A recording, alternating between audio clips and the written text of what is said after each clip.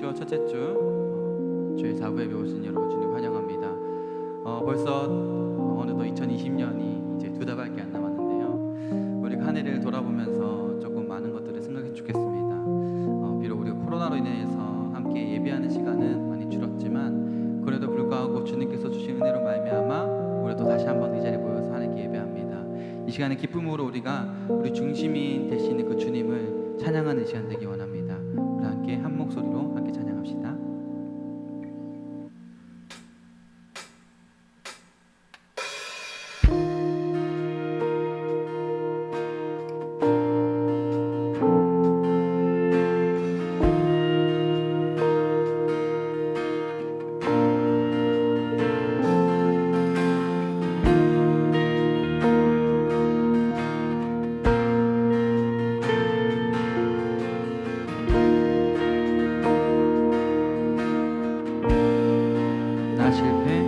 실패 거듭해 다시 넘어져도 주 자비와 은혜로 날 안아주시네. 변함없는 주님의 빛 주시네.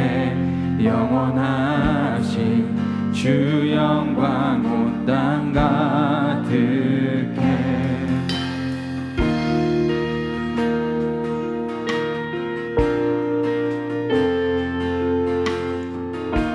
우리 다시 한번 고백합니다. 나 실패 거듭해 다시 넘어져도 주 자비와 은혜로 날 안아주시네. 변함없는 주님의 빛 주시네. 변함하신 주 영광 온 땅 가득해. 내 맘과 영혼 모두 드리리. 성령의 불로 태우소서. 주님의 의로 날 감싸소서. 주를 더 사랑하도록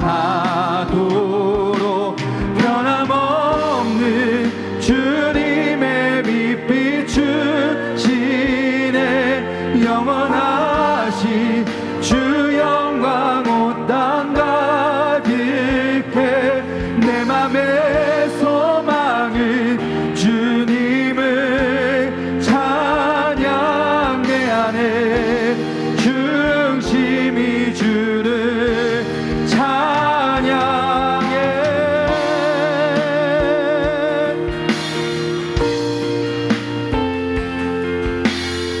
우리 2절로 고백합니다.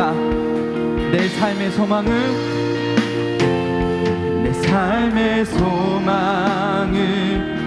주 뜻 구하며 나 자신을 버리고 주님을 찬양. 변함없는 주님의 빛 주시네.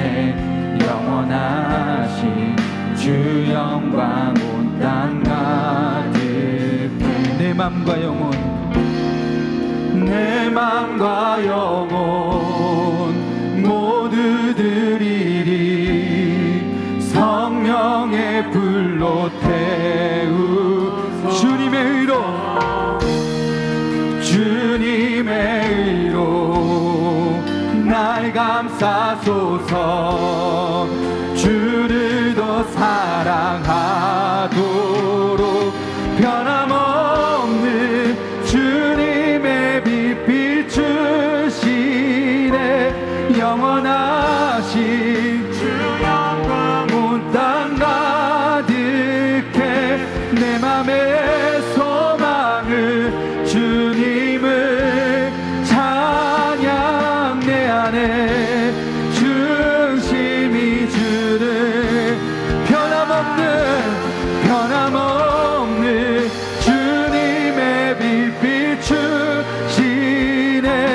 영원하신 영광 온 땅과 득해 내 맘의 소망은 주님을 찬양 내 안에 주 우리 다시 한번 고백합니다. 변함없는 주님의 빛 비추시네 영원하신 주 영광 온 땅과 득해 내 맘의 소망은 주님을 찬양 내 안에 주신 내 안에 찬양 내 안에 주심이 주를 찬양해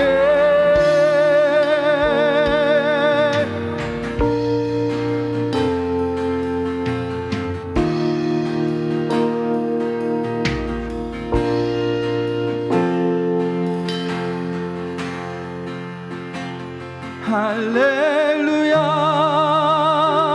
찬양하세 내 모든 죄 사함받고 주 예수와 동행하니 그 어디나 하늘나라 할렐루야 할렐루야 찬양하세 내 모든 죄 사함받고 주 예수와 동행하니 그 어디나 우리 다시 한번 고백합니다. 할렐루야 할렐루야 찬양하세 내 모든 죄 사함받고 주 예수와 동행하니 그 어디나 하늘나라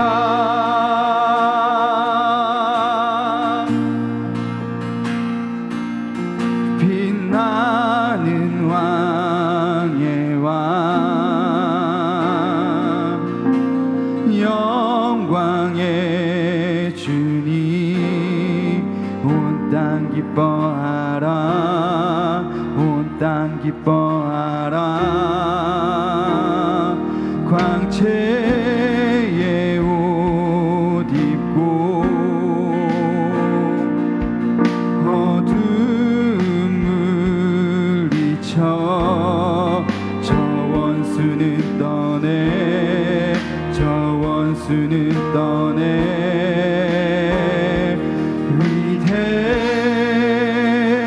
위대하신 주 찬양의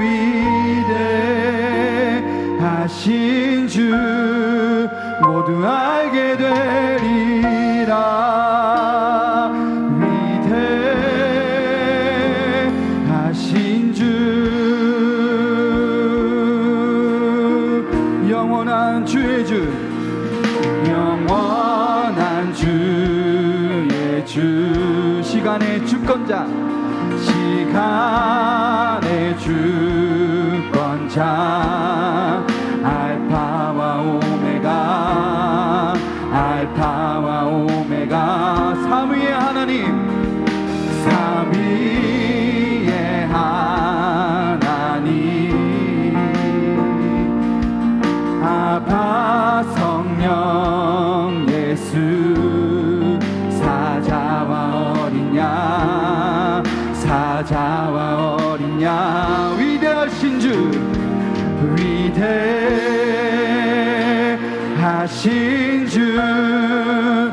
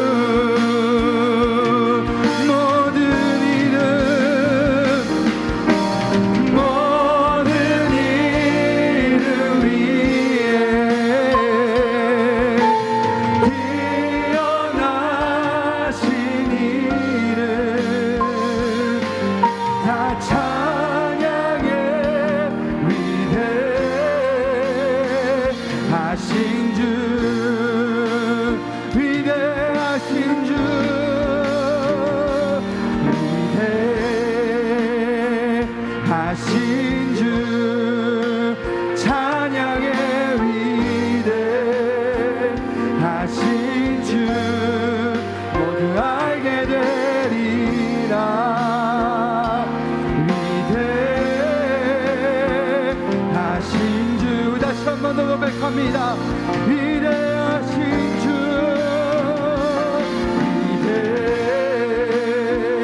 위대하신 주 찬양의 위대 모두 알게 되리라.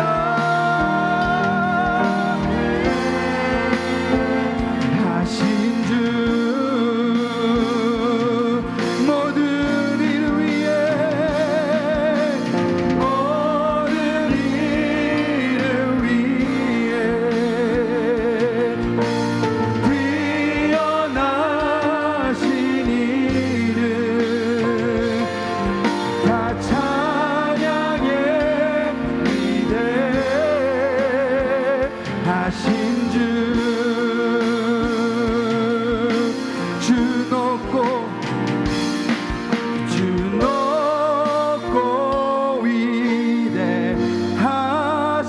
위대하심을 크게 외쳐 선포하네. 만왕의 왕 주 하나님 지금 오소서. 주 높고 위대하심을 크게 외쳐 선포하네. 만왕의 왕 주 하나님 지금 오소서. 하나님 나라 임하소서. 영광과 존귀 능력과 위엄 놀라운 사랑의 기적의 하나님 지금 이곳에 오소. 하나님 나라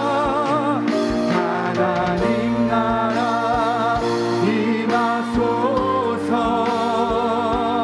영광과 존귀 능력과 위엄 놀라운 사랑의 기적의 하나님 지금 이곳에 우리 목소리 고백합니다. 하나님 나라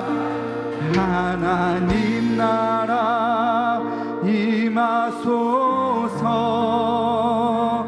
영광과 존귀 능력과 위엄 놀라운 사랑의 기적의 하나님 지금 이곳에 우리 한 번 더 고백합니다. 하나님 나라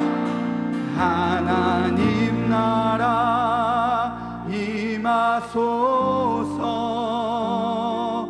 영광과 존귀 능력과 위엄 놀라운 사랑의 기적의 하나님 지금 이곳에 오소서. 우리 함께 이 시간 기도하기 원합니다. 이 시간에 기도할 때 일단 한 가지 기도 제목을 가지고 기도했으면 좋겠습니다. 아버지, 제가 2020년 한 해 동안 저의 신앙을 돌보기 원합니다. 내가 주님 앞에서 과연 바로 섰는지, 내 중심이 주님을 찬양하였는지, 아니면 세상이 중심이 되어 그 세상 속에 맞춰서 내가 돌아가는 것이 아닌지 우리 한번 고민했으면 좋겠습니다. 이 시간에 기도하면서 회개했으면 좋겠습니다. 아버지, 남은 2달 동안, 남은 3달 동안 내 안의 중심이 주님만을 찬양하며 주님을 예배하며 그 위대하신 주님을 변함없이 찬양하며 예배하는 자가 되기 원한다고. 그래서 하나님 나라에 임한 백성으로 살아가는 자가 되기 원한다고 우리 하나님께 통성으로 시간에 부르짖으면서 기도하겠습니다. 아버지, 내 안의 중심이 주님을 찬양하기 원합니다. 아버지, 이 시간 임하신 하나님 나라, 이 땅에 임한 그 하나님 나라를 내가 주님을 찬양하는 삶이 되게 하여 주시옵소서. 주를 경배하는 삶이 되게 하여 주시옵소서. 아버지, 위대하신 주, 높고 위대하신 주님을 찬양합니다. 주님을 경배하오니 우리 예배와 우리 찬양과 우리 경배를 받아주시옵소서. 아버지,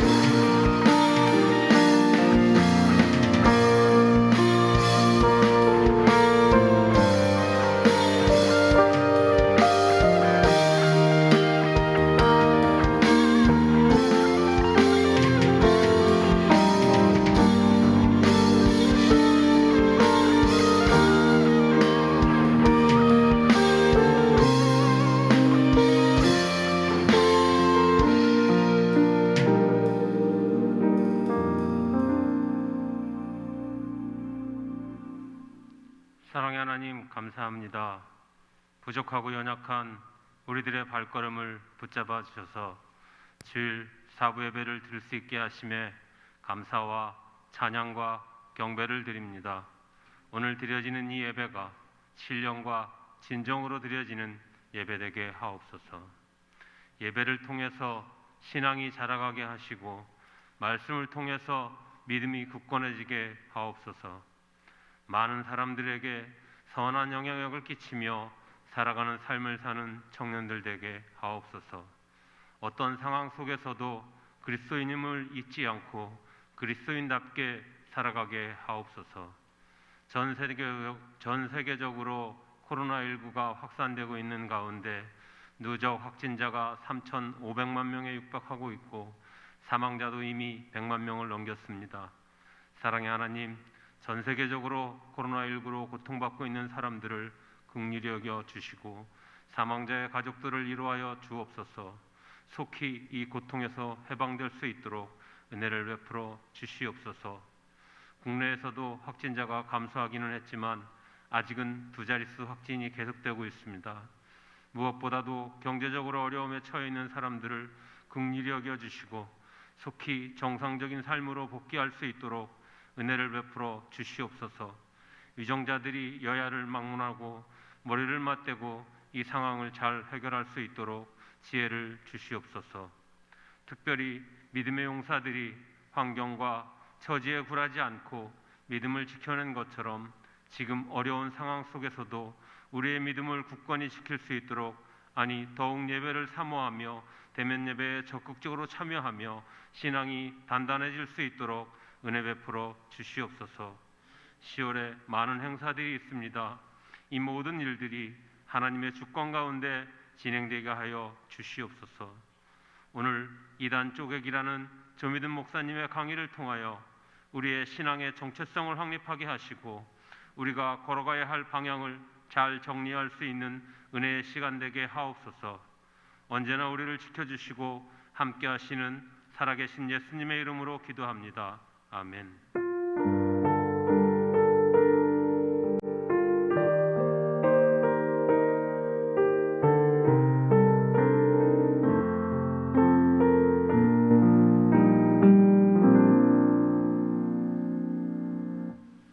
우리에게 있는 향유값 1절 찬양하면서 하나님께 헌금 드리겠습니다.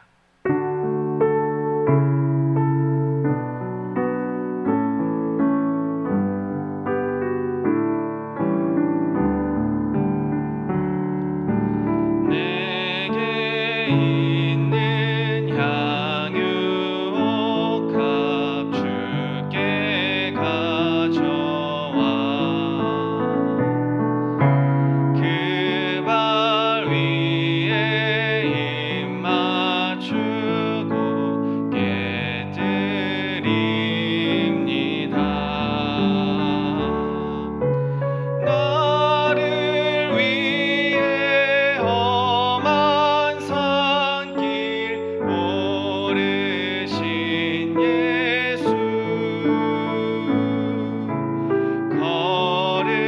걸음마다 크신 사랑 새겨놓았네.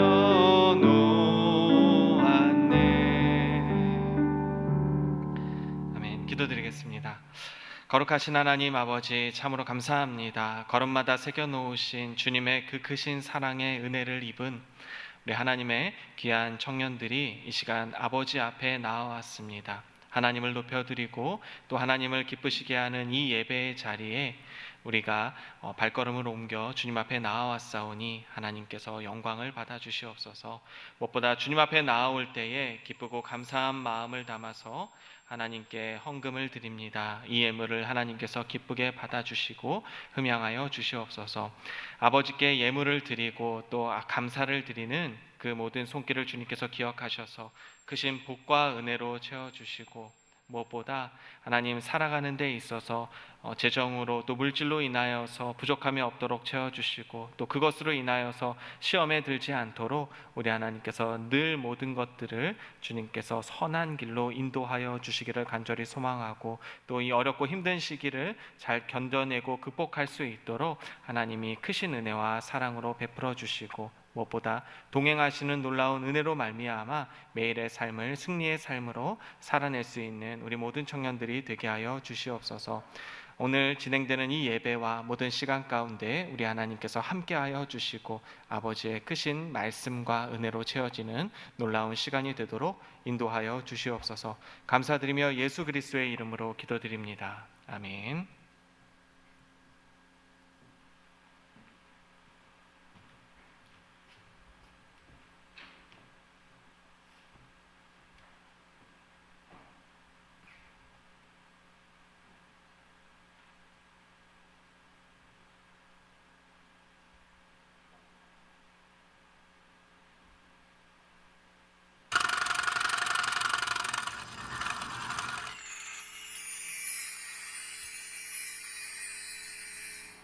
안녕하세요. 소망뉴스 노은아입니다. 10월 첫째 주 교회 소식을 전해드리겠습니다. 비대면 예배가 완화되어서 대면 예배가 제한적으로 허용되었습니다. 따라서 1부부터 4부 예배를 참여하실 분들의 신청을 받아 현장 예배를 드리고 있습니다. 그리고 기존대로 2부 예배는 실시간으로 예배 영상이 송출됩니다. 교육부서와 수요 금요 기도회는 예배 시간에 맞춰 현장 예배와 함께 영상으로 예배 현황을 송출합니다. 그리고 새벽 기도회는 현장 예배를 드리고 있고 기도회 실황도 녹음하여 송출해 드리고 있습니다. 현장 예배를 드리든 영상 예배를 드리든 함께 마음을 모아 예배에 참여해 주시고 예배가 완전히 회복되길 사모하면서 함께 기도해 주시길 바랍니다. 학습, 입교, 유아 세례, 세례 교육을 신청하신 분들은 교육을 잘 받아 그리스도의 장성한 분량에까지 이르도록 힘쓰시기 바랍니다. 내일 새벽부터 3일간 10월 정기 기도회가 있습니다. 모두가 사모하는 마음으로 참여하여 말씀과 기도를 통하여 은혜 받을 수 있기를 바랍니다. 오후 2시에 교육부 부장 모임이 3층 찬양대실에서 있습니다. 10월의 주제는 신앙개혁입니다. 교회의 교회됨을 회복하고자 노력했던 종교개혁자들과 같이 이 시대의 하나님 앞에서 아름다운 신앙인으로 거듭나는 소망교회가 됩시다. 이번 주 금요일은 한글날 휴무이므로 새벽과 금요 저녁 기도회는 없습니다.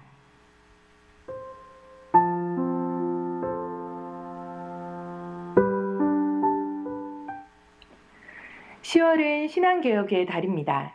이전 하나님의 말씀과 성령님의 인도하심을 따라 교회의 부흥을 일으켰던 종교개혁자들과 같이 우리도 이 시대에 오직 말씀과 성령님의 인도하심을 의지함으로 다시 한번 교회의 부흥을 목격하게 되는 복된 소망교회가 됩시다. 행복한 주일 되세요. 고맙습니다. 네, 오늘 하나님 말씀 같이 보겠습니다. 요한일서 4장 1절 말씀입니다. 신약성경 요한일서 4장 1절 말씀.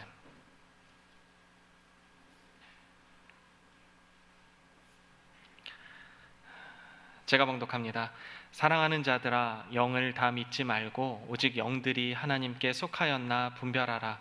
많은 거짓 선지자가 세상에 나왔습니다. 아멘. 자, 오늘 드디어 우리 지난 여름부터 시작했던 우리 청년부 1, 2청년부 이제 특별 세미나 마지막 시간입니다. 이단 쪼개기라는 그런 주제로 이단에 대한 이제 강의를 해주실 텐데, 오늘 우리가 모신 목사님은 조미듬 목사님이에요. 현재 그 바른 미디어를 운영하시고 또 거기에서 활동을 하고 계시고 한국 OM 국제선교회 서울 경인지부 이사님으로 또 활동하고 계십니다. 그리고 넥스트 세대 미니스트리 공동대표로도 활동하시는데, 이분이 이단과 관련해서 이제 쓰신 책들이 있어요. 이단백서, 또 이단인가 이설인가, 이런 이제 제목을 가지고 이 이단과 관련해서 여러 가지 활발하게 이제 활동하고 계시는 그런 목사님이신데, 오늘 목사님 나오셔서 이단의 질문 그리고 교회의 대답이라는 제목으로 함께 이제 강의를 해주실 텐데, 우리 목사님 나오실 때 또 사랑하고 감사한 마음을 담아서 우리 환영의 박수로 목사님 모시도록 하겠습니다. 목사님 나오시겠습니다.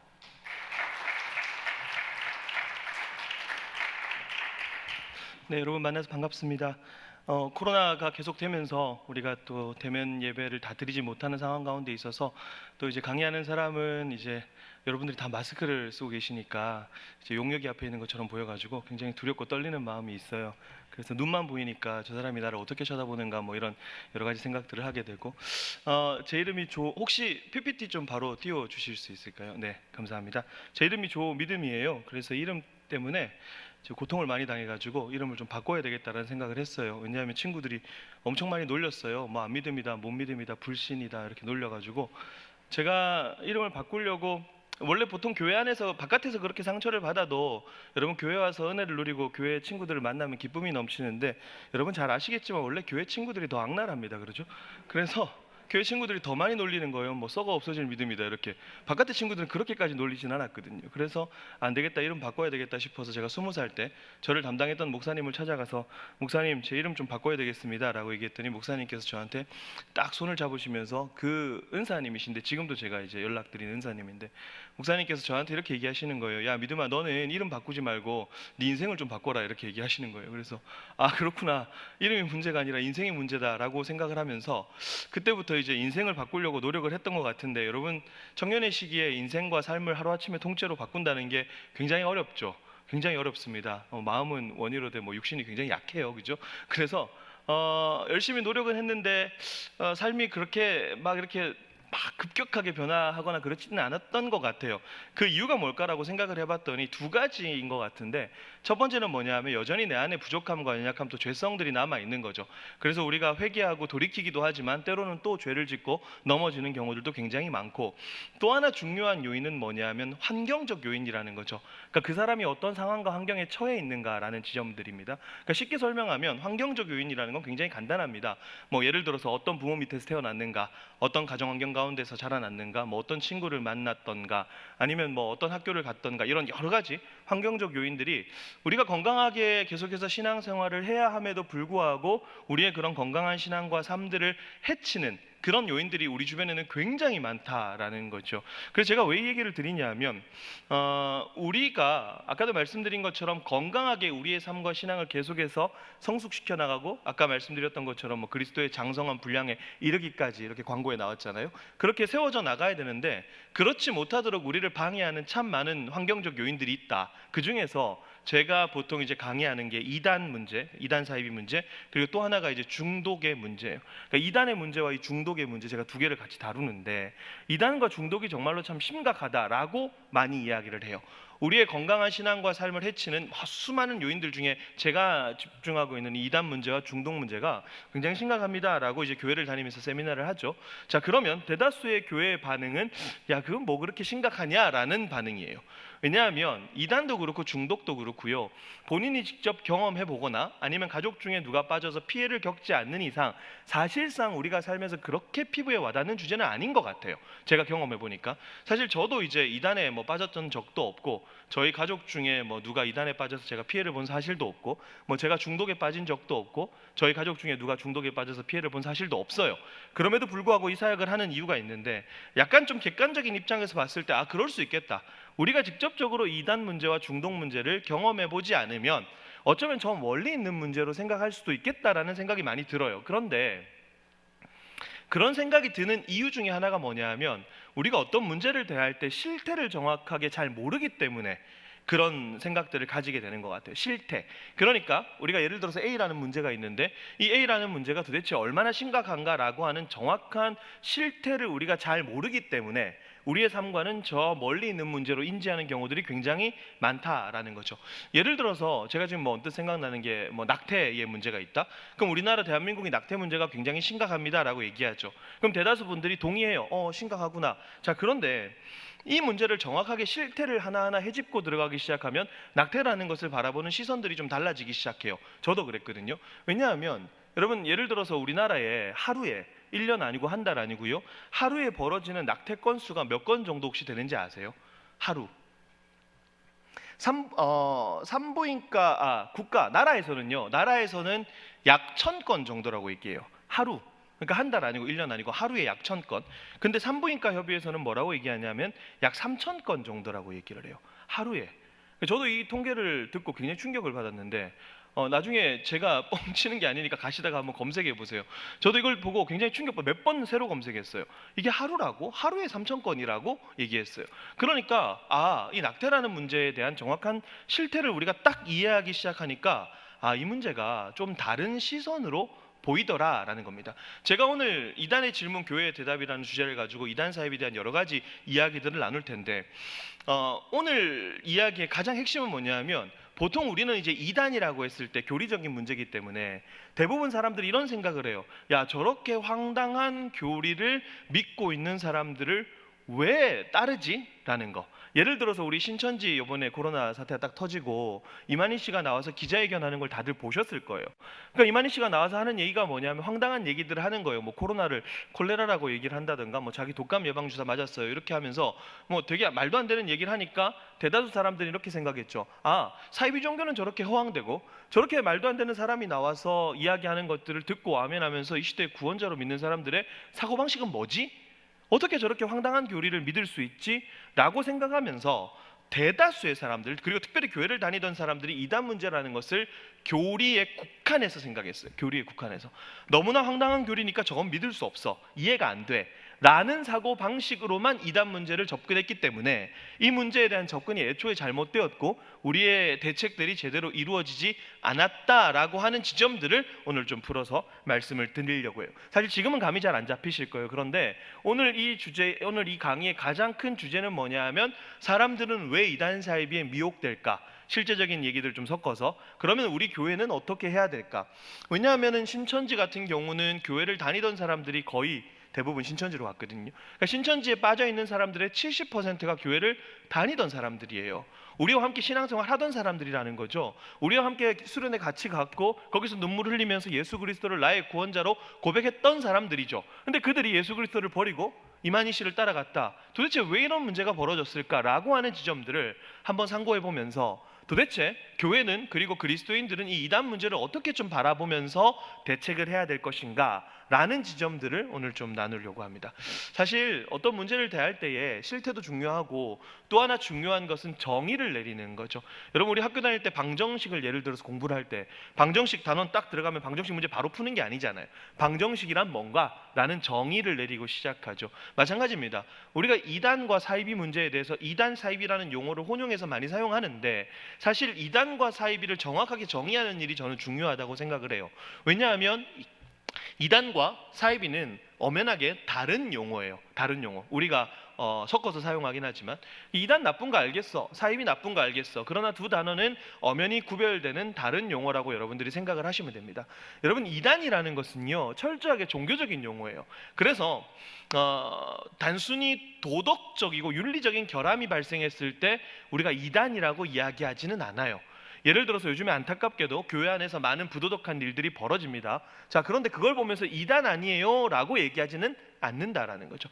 부도덕하고 비윤리적인 것은 그리스도인으로서 때로는 교육자, 목회자로서 하지 말아야 될 일을 한 어떤 지탄을 받아야 되고 징계를 받아야 될 대상이지, 그걸 가지고 이단이라고 얘기하진 않아요. 이단이라는 단어의 어원 자체가 한 1세기를 넘어서면서 굉장히 부정적인 분파라는 개념으로 사용되면서 단순히 성경 해석 한두 줄 조금 잘못하는 걸 넘어서서 우리가 핵심적으로 믿고 고백하는 신앙의 고백들, 가령 예를 들어서 예수 그리스도만이 우리의 구원자라는 사실을 왜곡한다거나, 아니면 구원은 오직 이제 종교개혁주의인데 좀 있으면 구원은 오직 뭡니까? 예수 그리스도를 믿음으로 구원을 얻잖아요. 근데 어떤 행위를 열심히 해야 구원을 얻는다라고 하는 행위 구원을 주장을 한다던가, 우리가 정말로 핵심적으로 믿고 고백하는 신앙의 고백들을 왜곡하고 훼손하고 회파한 것을 이단, 그래서 우리는 다른 복음이라고 부른다는 거죠.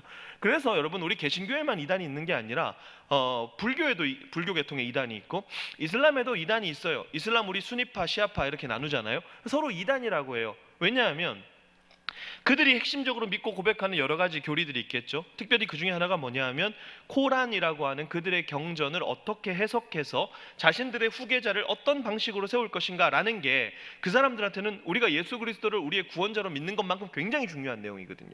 근데 그게 수니파, 시아파가 서로 달라요.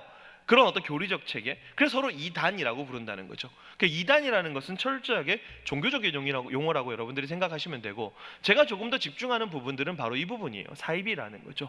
사입이라는 건 뭐냐 하면 말 그대로 가짜라는 뜻이죠. 겉으로 보기에는 비슷한 것처럼 보여요. 근데 근본적으로 완전히 다른 집단, 가짜. 그래서 사입이 종교는 종교가 아니라 종교를 빙자한 각종 반사회적인 문제를 일으키는 집단, 단체, 개인을 지칭할 때 우리는 그렇게 얘기를 해요. 가령 예를 들어서 제가 의사가 아닌데 의사 가운 딱 입고 다니면서 의료 행위를 막 하고 다닙니다. 자, 그러면 저는 당연히 사이비의사가 되겠죠. 가짜라는 뜻이에요. 제가 사이비 종교 예를 들어 드릴 때 이 사람을 꼭 보여드려요. 뭐 예수님께서 사람을 외모로 판단하지 말라 했는데 대충 보면 뭐 좀 더럽고 지저분하게 생겼어요. 그죠? 이 사람이 누구냐 하면 일본의 가장 대표적인 사이비 종교 집단이었던 옴진리교의 교주 아사하라 쇼코입니다. 재작년에 일본에서 아마 사형됐어요. 사건이 벌어진 지 23년 만이니까 2018년도에 사형이 됐습니다. 이 단체는 어떤 단체였냐면 옴진리교라고 하면서 일본이라는 나라를 무너뜨려서 일본 땅 가운데 옴진리교 국가를 세워야 되겠다 라고 하는 잘못된 교리에 사로잡혀 있었고, 이 교리에 사로잡혀 있는 신도들이 약 한 1만 명이었어요. 자, 그러면 우리가 여기서 주목해야 될 게 단순히 지식적으로 일본에서 옴진리교라는 종교 집단이, 사이비 종교 집단이 있었구나, 이게 중요한 게 아니에요. 그게 중요한 게 아니라 일본이라는 나라를 무너뜨려야 돼 라고 그런 사고방식을 가지고 있던 사람들이 1만 명 정도 되니까 그 사람들이 실제로 일본이라는 체제를 무너뜨리기 위한 각종 테러 행위들을 저질렀다는 거죠. 그것 때문에 사람들이 피해자가 발생했다라는 거예요. 1995년 3월 20일 아침 1995년 3월 20일 아침 8시에서 8시 30분 사이였어요. 우리로 치면 종로 광화문 한복판, 여기는 도쿄 한복판에 5개의 전동차, 우리로 치면 지하철이죠. 5개의 전동차 내에 무색, 무취의 독가스를 무차별적으로 살포해버립니다. 테러 행위가 일어난 거죠. 그래서 그때 당시에 6천여 명이 중경상을 입고 10여 명이 사망하는, 다행히 많이 죽진 않았어요. 10여 명이 사망하고 6천여 명이 중경상을 입는 대형 사고가 터졌어요. 자, 우리가 주목해야 될 지점은 이 지점이라는 거예요. 아, 저렇게 황당한 교리를 믿고 있는 사이비 집단이 있구나, 이게 중요한 게 아니라 그렇게 황당한 교리를 믿어서 언제든지 대형 사고를 칠 수 있는 시한폭탄 같은 존재가 우리 주변에 여전히 활동하고 있구나. 그날 아침 여러분 출근길에 오르면서 나 오늘 사이비 종교 신도들 만날 거야 라고 생각했던 사람 아무도 없습니다. 그죠? 늘 항상 오르던 대로 그냥 자기 출근길 그리고 등교길 아침에 올랐어요. 근데 웬 잘못된 교리에 사로잡혀 있던 사람들이 독가스를 살포해버렸고 그것 때문에 많은 사람들이 피해자가 되었다는 사실이에요. 이 지점, 그러니까 제가 아까 말씀드렸던 것처럼 단순히 이단 사이비 문제는 교리만의 문제가 아니라 우리가 무엇을 믿고 있는데 그것을 벗어나는 어떤 특정 집단들을 교리적인 잣대로 정죄만 하는 것이 이단 대책이고 이단 사역이 아니라는 점들을 여러분들이 좀 기억하셔야 될 필요가 있다라는 거예요. 문제는 뭐냐면 이런 어떤 이단 사이비 집단들이 우리 주변에서 굉장히 밀착형으로 활동하고 있다는 사실이에요. 여러분, 한국 이단들이 해외 진출 문제가 굉장히 심각합니다. 예를 들어서 뭐 신천지만 하더라도 벌써 뭐 한 40개국 이상, 그리고 통일교만 하더라도 공식적으로 195개국에 진출해 있어요. 그들의 선교사를 파송하는 거죠. 근데 이제 문제는 뭐냐면 한국 이단들이 해외 진출을 하면서 쓰는 크게 두 가지 방법이 있는데, 첫 번째는 뭐냐, 그 나라의 좀 소위 말해서 이제 목 좋은 자리에다가 한류 열풍이 일잖아요. 요즘에 뭐 BTS 되게 유명하잖아요, 그죠? 근데 그런 한류 열풍이 있는 지역에다가 목 좋은 자리에다가 이단들은 돈이 많고 인력이 집결되어 있으니까 한국 음식이나 아니면 한국어 공부방이라든가 아니면 K-팝 댄스라든가 이런 걸 가르치는 공부 차려버려요. 목 좋은 자리에다가. 그리고 무료로 아까 말씀드린 그런 여러 가지 활동들을 하니까 그 지역에 있는 대학생들을 싹 다 쓸어가는 거죠. 우리 선교사님들 굉장히 열심히 복음 전파하고 계시지만 한계가 있단 말이에요. 그런 것들을 하기 굉장히 힘들단 말이죠. 이단들 같은 경우는 목 좋은 자리에다가 건물 하나 차리든지 건물을 사버리든지 거기에다가 다양하게 그 지역에 있는 청년들을 한국에 대해서 호감을 가지는 사람들에게 접근할 수 있는 다양한 프로그램들을 만들어서 지금 대학생들을 싹 다 쓸어가고 있는 현실이라는 거. 그리고 또 한 가지는 뭐냐, 그 나라의 공신력 있는 민간단체라든가 비영리단체라든가 심지어 국가기관의 사업에까지 손을 대기 시작해요. 왜? 이단들은 돈이 있고 인력이 있으니까. 자, 그러면 어떤 현상이 벌어지겠어요? 당연히 우리 선교사님들의 선교 입지가 줄어들 수밖에 없고 우리가 복음을 전해야 될 대상들을 지금 이단들한테 빼앗기고 있는 현실이라는 거죠. 지금 한국 이단 코로나 때문에 물론 이제 활발하게 전 세계에서 활동은 못하지만 특별히 여러분 신천지 같은 경우 한번 생각해 볼게요. 신천지, 전 국민이 신천지를 알게 됐고 거의 다 신천지 반 전문가가 됐어요. 몇 개월 동안 신천지에 대해서 많이 떠들었잖아요. 그러다 보니까 신천지가 더 이상 자신들의 이름을 드러내놓고 한국에서 당분간 활동하기는 쉽지 않단 말이죠. 적어도 제가 예상했을 때 코로나 치료제와 백신이 뭐 언제 나올지는 잘 모르겠지만 그런 상황들을 염두하면서 기존의 해외에 진출해 있던 그런 거점들을 더욱더 활발하게 활용할 가능성이 굉장히 높다라는 거. 여러분들은 체감이 잘 안 오시겠지만 저희는 선교사님들 연락이 되게 많이 와요. 그래서 실질적으로 뭐 동남아권 그리고 아프리카권, 유럽권 여기가 제일 심해요. 동남아, 아프리카, 유럽 이쪽이 대학생들을 거의 다 청년들을 싹 쓸어가는 형국에 지금 놓여 있다라는 지점들. 그만큼 밀착형으로 우리 주변에서 활동을 하고 있고 또 하나는 이제 미디어들을 완전히 장악하고 있는데 여러분들이 뭔가 성경에 대해서 우리가 궁금해서 인터넷을 찾아봤을 때 유튜브라든가 뭐 페이스북 찾아보면 이제는 건강한 컨텐츠가 노출되기보다는 이단 사이비가 만들어 놓은 컨텐츠들이 압도적으로 많이 노출되는 시대를 살아가고 있고 코로나 이후로 지금 어떤 현상들이 벌어지냐면 유튜브를 기반으로 한 신종 이단 사이비들이 굉장히 많이 생겼어요. 그래서 뭐 유튜브 얘네들이 알고리즘 분석해가지고 뭔가 건강한 거, 불건전한 거 이런 거 파악해주지 않잖아요. 그냥 종교에 관한 그런 카테고리들을 계속해서 노출시켜주는데 온라인 예배를 다들 드리다 보니까 종교에 관련된 것들을 보다가 여기도 보고 여기도 보고 여러분 옛날에 혹시 싸이월드라고 아세요? 싸이월드 아시는 분들은 다 된 세대예요. 이제 희망이 없는 세대고 모르시는 분들은 다음 세대인데 어쨌든 그 싸이월드 가면 파도 타기 한다 그러잖아요. 제가 그거밖에 표현이 생각이 안 나서 그래요. 파도 타기 하면서 막 가면서 뭐예요? 이상한 것들 보기 시작하는 거예요. 스스로 분별력을 갖추고 있지 않으면 이단들이 이미 오래전부터 벌써 신천지는 7, 8년 전부터 이런 유튜브라든가 이런 것들의 중요성을 알고 있기 때문에 이런 것들을 적극적으로 활동하고 우리는 어떻게 해요? 구독해라, 좋아요 눌러라, 조회해라 안 하잖아요. 근데 얘네들 어떻게 합니까? 해라 그러면 다 한단 말이에요.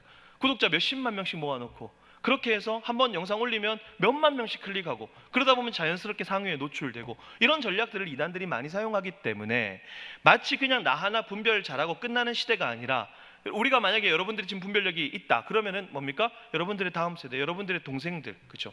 여러분들의 이제 앞으로 결혼해서 태어날 자녀들 이런 문제들이 계속해서 발생한다라는 거예요. 그러니까 이 이단 문제는 우리와 미디어로도 굉장히 밀착해서 있다라는 지점들을 여러분들이 기억하시면 좋을 것 같고 제가 요거는 조금 이따 뒤에서 좀 말씀드릴 거예요. 실질적인 얘기를 좀 해드리면서 우리가 이단들의 위장 행사를 어떻게 분별할 것인가 그 얘기는 조금 이따 해드릴 거고 또 하나는 뭐냐면 이단들 모태신앙이 굉장히 많이 늘었어요. 이단 모태신앙이 뭡니까? 태어나 보니까 엄마 아빠가 신천지, 태어나 보니까 엄마 아빠가 하나님의 교회이죠. 사실 굉장히 힘든 경우들이에요. 이런 경우들은 미성년자들 친구들 중에 가끔씩 부모가 사이비 종교에 빠져 있어서 거기를 나오고 싶어하는 친구들이 연락이 와요. 근데 저희가 도움을 줄 수가 없어요. 아직까지 미성년자고 부모의 보호 아래에 있어야 되고 이 친구가 뭐 집을 나와도 할 수 있는 게 아무것도 없죠. 그런 경우들. 근데 이단 모태신앙이 무서운 게 뭐냐면 이 이단 모태신앙 아이들은 어릴 때부터 자신들의 교리로 중무장을 한단 말이에요. 그리고 이단들은 교회가 하도 많이 이단이라고 비판했기 때문에 교회가 뭐라고 비판할지 어느 정도 다 알고 있어요. 매뉴얼이 있어요. 그리고 그걸 어떻게 대답할 것인가, 그래서 반증이라고 하죠. 그러니까 어떻게 대답할 것인가에 대한 반증 교육까지 어릴 때부터 다 배워요. 그 자신들의 교리로 중무장하고 교회가 뭐라고 물어볼지까지 알면서 매뉴얼화 시켜서 반증 교육까지 다 배운 아이들하고, 그죠? 여러분들의 동생들 중학교, 고등학교, 초등학교 학교에서 만나서 종교에 대한 이야기를 하고 하나님에 대한 이야기를 하고 성경에 대한 이야기를 했을 때 과연 대화가 올바르게 이루어질까라는 의문들을 우리가 가질 필요가 있다는 거죠. 제가 이제 보통 중학생, 고등학생들 친구들 만나면서 집회하면 최근에 한 2, 3년 동안 제일 많이 들어온 질문이 그거예요. 목사님, 우리 반에 교회 다니는 친구가 있어서 사귀었는데 알고 봤더니 이단 신도예요. 이거 어떻게 해야 돼요? 굉장히 친하게 지냈는데. 그리고 우리가 기도 모임 하려고 하는데 한 친구가 와서 같이 기도 모임에 참석하고 싶어 해요. 근데 알고 봤더니 이단 단체 다니는데 이거 어떻게 해야 돼요? 이게 학교에서 계속해서 짝꿍으로 지내고 같은 반으로 지내기 때문에 이게 무슨 두부 자르듯이 딱 잘라서 무조건 만나지 마, 이야기하지 마, 뭐 손절해 이렇게 할 수가 없다라는 거죠. 그런 문제들. 그러니까 우리 아이들, 다음 세대 아이들이 스스로 분별력을 키워줄 수 있어야 되는데 과연 우리가 나 하나 괜찮고 끝날 문제인가, 이 지점들이. 이단 모태신앙 같은 경우 여러분들 한번 해보실 필요가 있다라는 거죠. 저도 자녀가 있어요. 저희 첫째 딸이 이제 10살이고 둘째 아들내미가 7살이에요. 그렇게 안 보이시죠? 할렐루야 아멘, 할렐루야 아멘. 자, 그래요.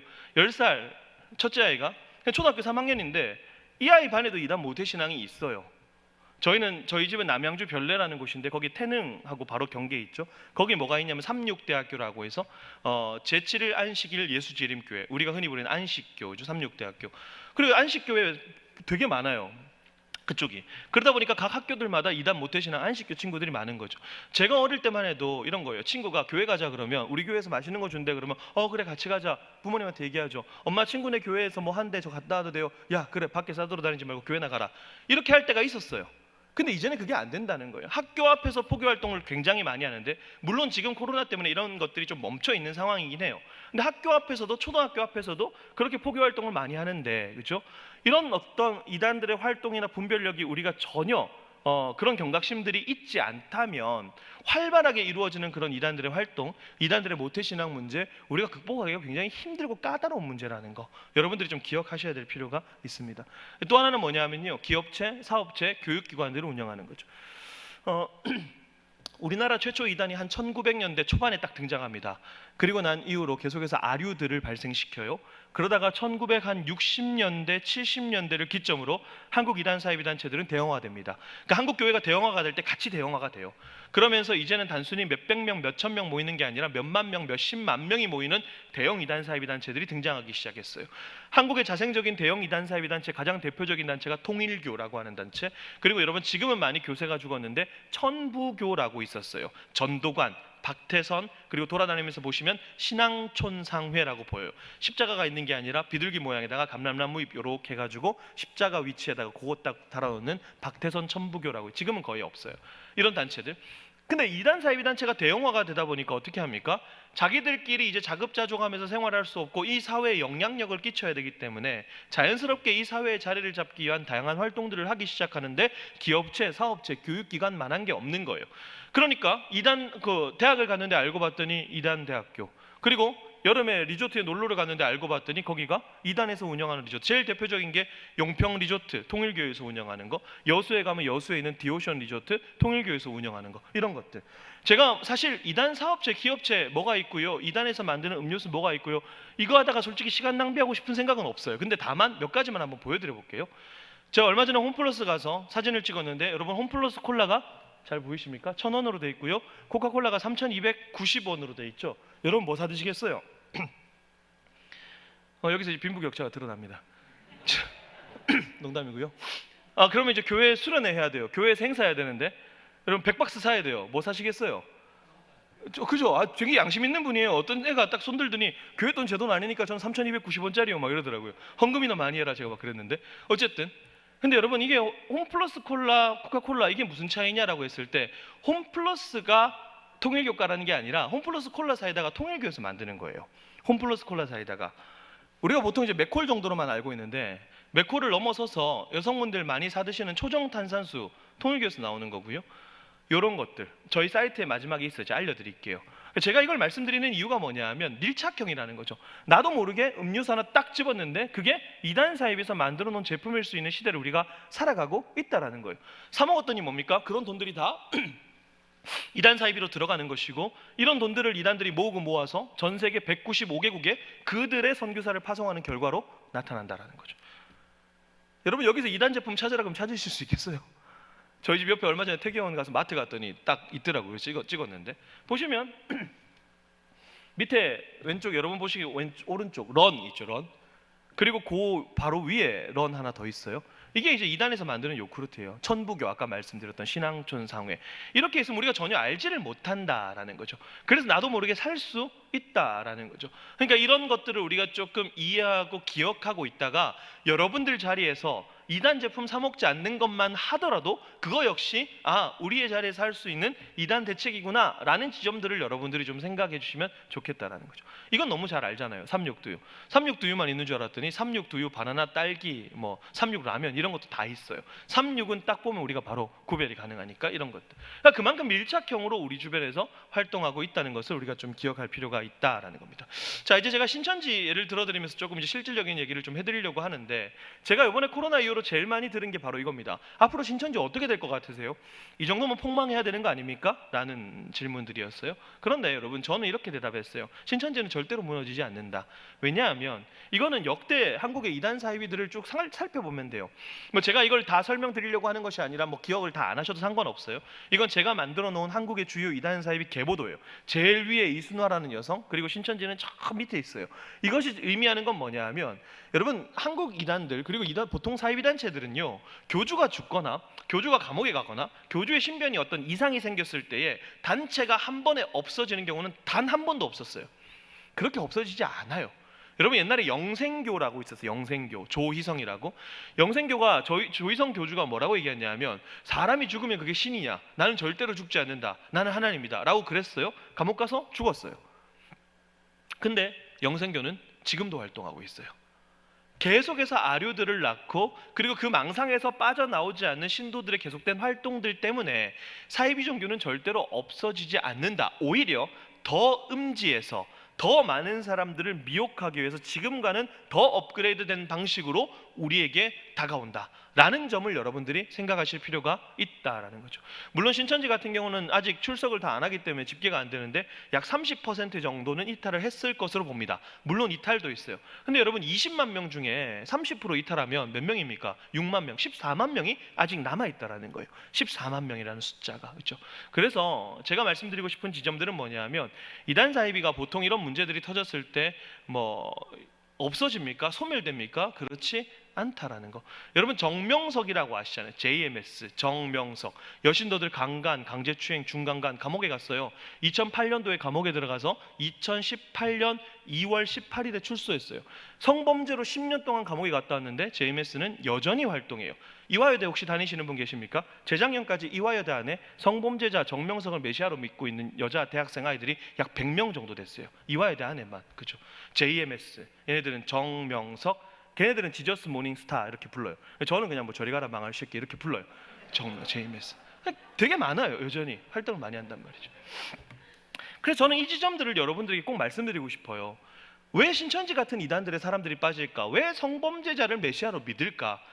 그런데 왜 교회를 다니던 사람들이 거길 갔을까? 여러분 이게 해결이 안 되면요, 우리가 아무리 이단에 대해서 많이 알고, 신천지가 이렇게 포섭한데, 신천지가 이런 방식으로 다가온데, 신천지 교리는 요거래 라고 아무리 많이 알고 있어도요, 이 사람들은 왜 이단 사이비에 미혹될까라는 이 주제를 우리가 심사숙고하지 않으면 저는 이단 문제가 제대로 해결되지 않는다라고 생각해요. 왜냐하면 지금까지 한국교회 이단 대책은 어떻게 이루어졌냐 하면, 사람을 미혹하는 이단에 초점을 많이 맞췄어요. 중요하죠. 신천지가 어떤 단체고, 신천지 교리가 무엇이고, 신천지가 어떤 방식으로 보섭하고, 뭐 이런 것들, 하나님의 교회가 뭐 어떻게 하고, 구원파 교리가 뭐고, 이런 식. 자, 그런데 간과했던 지점이 있어요. 그건 뭐냐면, 사람을 미혹하는 이단에 대한 연구들은 많이 이루어졌는데 이단에 미혹되는 사람에 대한 이야기는 거의 안 했어요. 무슨 말씀인지 이해되시죠? 사람을 빠뜨리는 이단에 대한 연구는 많았어요. 여러분 조금만 찾아보시면 굉장히 많이 나와요. 근데 이단에 미혹되는 사람이라는 존재는 어떤 사람일까? 왜 사람들은 도대체 저렇게 말도 안 되는 이단 사이비에 빠지는 걸까? 왜 교회를 다니면서 예수 그리스도를 나의 구원자로 고백했던 사람들이 어느 순간 돌아서서 이만희를, 정명석을, 안상홍을 이 시대의 구원자와 메시아로 믿는 것일까? 라는 지점에 대한 이야기들은 거의 하지 않았다라는 거예요. 그래서 저는 오늘 세 가지로 좀 말씀을 드릴 거예요. 왜 사람들은 이단 사이비에 빠지는가, 미혹되는가, 실제적인 예들을 몇 가지 들어가면서 첫 번째는 사기, 두 번째는 결핍, 세 번째는 성경 왜곡의 측면입니다. 자, 오늘 말씀의 제목이 이단의 질문, 교회의 대답이라고 했어요. 자, 저는 사람이 이단 사이비에 미혹되는 이 세 가지, 보통은 제가 네 가지 말씀드리는데 시간 관계상 제가 세 가지만 말씀드리고, 이 세 가지가 각각 마치 이단들이 우리에게 뭔가 질문을 던졌다고 생각해요. 이 주제 자체가 예를 들어 사기의 측면이다. 그러면 우리에게 경각심이 있었는가? 실질적으로 이단들이 우리한테 와서 너희들 경각심이 있어서 이렇게 물어봤다는 얘기가 아니라, 이 현상을 보니까 마치 이 현상 속에서 이단들이 우리에게 어떤 질문을 던졌고 우리가 적절한 대답을 내어놓지 못했다라는 느낌들을 굉장히 많이 받았어요. 그래서 그 세 가지 질문이 무엇이고 도대체 사람들이 왜 이단 사이비에 미혹되는가라는 세 가지 주제를 가지고 오늘 얘기를 좀 하려고 하는 겁니다. 자, 첫 번째, 사기의 측면이에요. 경각심이 있는가라는 질문을 우리가 받은 거예요. 여러분, 보이스피싱과 불법 피라미드 그리고 사이비 종교의 공통점은 뭘까요? 사기. 자, 여러분, 보이스피싱과 불법 피라미드 사이비 종교의 공통점은 뭘까요? 왜 이렇게 어떻게 잘하세요? 누가 내 마음의 소리를 들어버렸어요. 사기예요. 보이스피싱 예로 한번 들어드릴게요. 보이스피싱 얘기하면 전화사기 범죄 아직도 당하는 사람들이 있냐라고 하지만, 보이스피싱 전화사기 범죄 당하는 사람들의 숫자가 기하급수적으로 늘고 있고 피해 액수도 굉장히 많이 늘고 있어요. 우리나라 하루 평균 보이스피싱에 당하는 사람이 약 135명 정도 됐는데, 2018년도 금융감독원 통계를 찾아보니까 한 해 동안 우리나라에서 발생한 보이스피싱 피해액이 얼마냐 하면 4,440억이에요. 근데 이게 전년 대비 82.7%가 증가한 거예요. 그리고 2019년 상반기 통계를 찾아봤는데 2018년 한 해 동안이 4,440억. 근데 2019년 상반기 3,300억. 하반기까지 합치면 훨씬 늘어나는 거죠. 그러니까 왜 이런 현상이 벌어질까? 그리고 보이스피싱 당하는 사람들도 살펴봤더니 직군을 살펴봤어요. 현직 기자, 금융권 종사자, 변호사 이런 사람들도 막 당해요. 50대 피해자가 제일 많고요. 20, 30대 피해자, 60대 이상 피해자. 여러분 누가 많을 것 같으세요? 20, 30대와 60대. 왜요? 60대 전화를 안 받는다고요? 전화를 안 받는답니다, 여러분. 보통 이제 우리가 생각했을 때 이런 신박한 대답은 처음 들어봤는데, 보통 이제 20, 30대와 60대라고 얘기를 하면 사람들이 그래도 20, 30대가 좀 덜 당할 거야라고 생각을 많이 하더라고요. 왜냐하면 그만큼 정보력이 있으니까라고 생각을 해요. 좀 빠릿빠릿하니까. 근데 실제로 20, 30대 피해자와 60대 이상 피해 숫자가 X도 그렇고 거의 비슷해요. 거의. 그 얘기는 뭐냐 하면, 제가 말씀드린 직군도 말씀드렸는데, 너나 할 것 없이, 남녀노소 할 것 없이 누구나 다 막 당하더라는 거죠. 그렇게 정부에서 보이스피싱에 대해서 많이 이야기를 해도 사람들이 막 당해요. 이유가 뭔가 딱 두 가지예요. 굉장히 간단해요. 첫 번째, 경각심이 없어요. 나는 보이스피싱 당하지 않아 라고 하는 생각조차 하지 않는 거예요. 경각심이 전혀 없는 상태에서 뭡니까? 사람의 마음을 사고 속이는 그 사기치는 수법이 날로 교묘해지는 거죠. 이 두 가지가 만난 거예요. 제가 놀라운 사실을 발견한 거는 사이비 종교도 마찬가지인데, 보통 사이비 종교, 제가 이제 10년 동안 이 사역을 하면서 제일 많이 만난 사람들이 어쨌든 갔다 온 사람들, 탈퇴자들이잖아요. 그럼 왜 가셨어요? 여러 가지 이야기들을 물어보겠죠. 직접 갔던 사람들이니까. 근데 그분들이 대다수가 이런 얘기를 해요. 나는 절대로 사이비 종교에 빠지지 않는다고 생각했다. 사이비 종교에 빠지는 사람들은 바보 같은 사람들이나 빠진다고 생각했다. 그렇게 자신만만하던 사람들이 빠져요. 놀랍게도. 저는 그걸 그냥 교만이라고 표현을 하는데, 여러분, 이게 보통 이제 보이스피싱과 불법 피라미드, 사이비 종교 세 가지는 종교색을 싹 뺀 심리학 책에서 같은 선상에 놓고 다루는 주제예요. 사기라고 해서 누가 얼마나 정교하게 사람의 마음을 사고 속이는가에 대한 문제예요. 자, 그러니까 옛날에 우리 그런 거 봤잖아요, 여러분. 그 이경규의 몰래카메라. 이것도 하시면 다 된 세대죠. 아까처럼 2번 제가 필터링 했어요. 자, 이경규의 몰래카메라.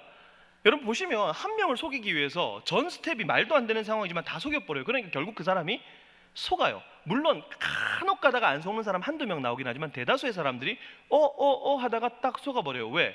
사람은요, 어떤 환경에 놓이는가, 이게 굉장히 중요한 문제거든요. 환경적 요인. 그러니까 자기 빼고 모든 사람들이 짜고 치는 고스톱을 하니까 이 사람이 경각심이 없는 상태에서 깜빡 속는데, 제가 왜 이 말씀을 드리냐면 사이비 종교의 접근이 똑같다라는 거예요. 신천지가, 특별히 많은 사이비 단체들이 사람들에게 접근할 때는 우리 신천지입니다, 우리 하나님의 교회입니다, 그렇게 절대로 오지 않는다라는 거예요. 이게 핵심이에요. 물론 코로나 이전에 길거리 가다 보면 우리 신천지입니다, 우리 하나님의 교회입니다, 우리 여호와의 증인입니다, 물론 여호와의 증인은 뭐 가판대 해놓고 옛날부터 했으니까, 근데 뭐 우리 JMS입니다, 이렇게 오지 않는다, 이렇게 안 온다는 거예요. 길거리에서 그렇게 오는 것은 그냥 그 사람들의 홍보용이지, 그걸 여러분 받으면서 거기에 가는 사람이 있겠어요? 아무도 없어요. 여러분 생각해 보세요. 우리 길 가다가 신천지에서 얘네들 아름다운 신천입니다 이렇게 줘요. 그걸 받으면서 오 진짜 아름답네요, 매력적입니다, 다음 주에 한번 가볼게요, 이런 사람 아무도 없단 말이에요. 아무도 없어요. 그건 그냥 그 사람들의 홍보용으로 하는 거고, 실질적으로 사이비 단체에서 사람들을 포섭하고 포교하기 위해서 다가올 때에는 자신들의 정체를 철저하게 숨기고 다양한 스토리를 가지고 우리에게 다가온다는 거죠. 그런데 사람들이 뭡니까? 경각심이 없는 거예요.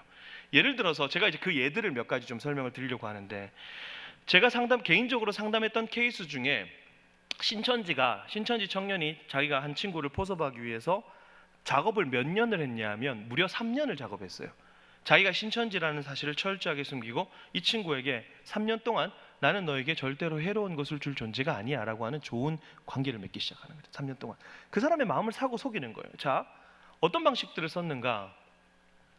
제가 신천지가 사용했던 사람들의 마음을 사고 속이는, 사기치는 방법들을 몇 가지 실질적인 예를 좀 들어드릴 거예요. 제일 많이 여러분들이 그래도 캠퍼스에서 만나는 게 신천지 혹은 뭐 구원파 정도가 될 테니까.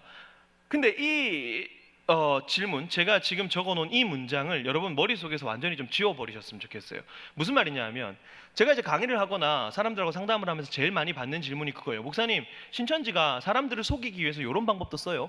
신천지가 우리에게 다가오기 위해서 이런 이름도 씁니까? 라는 질문을 제일 많이 받는데, 이 질문은 여러분 머릿속에서 이제 완전히 버려버리셔야 돼요. 왜냐하면 신천지가 사람들을 포섭하기 위해서 특정하게 정해놓고 쓰는 방법이 없어요.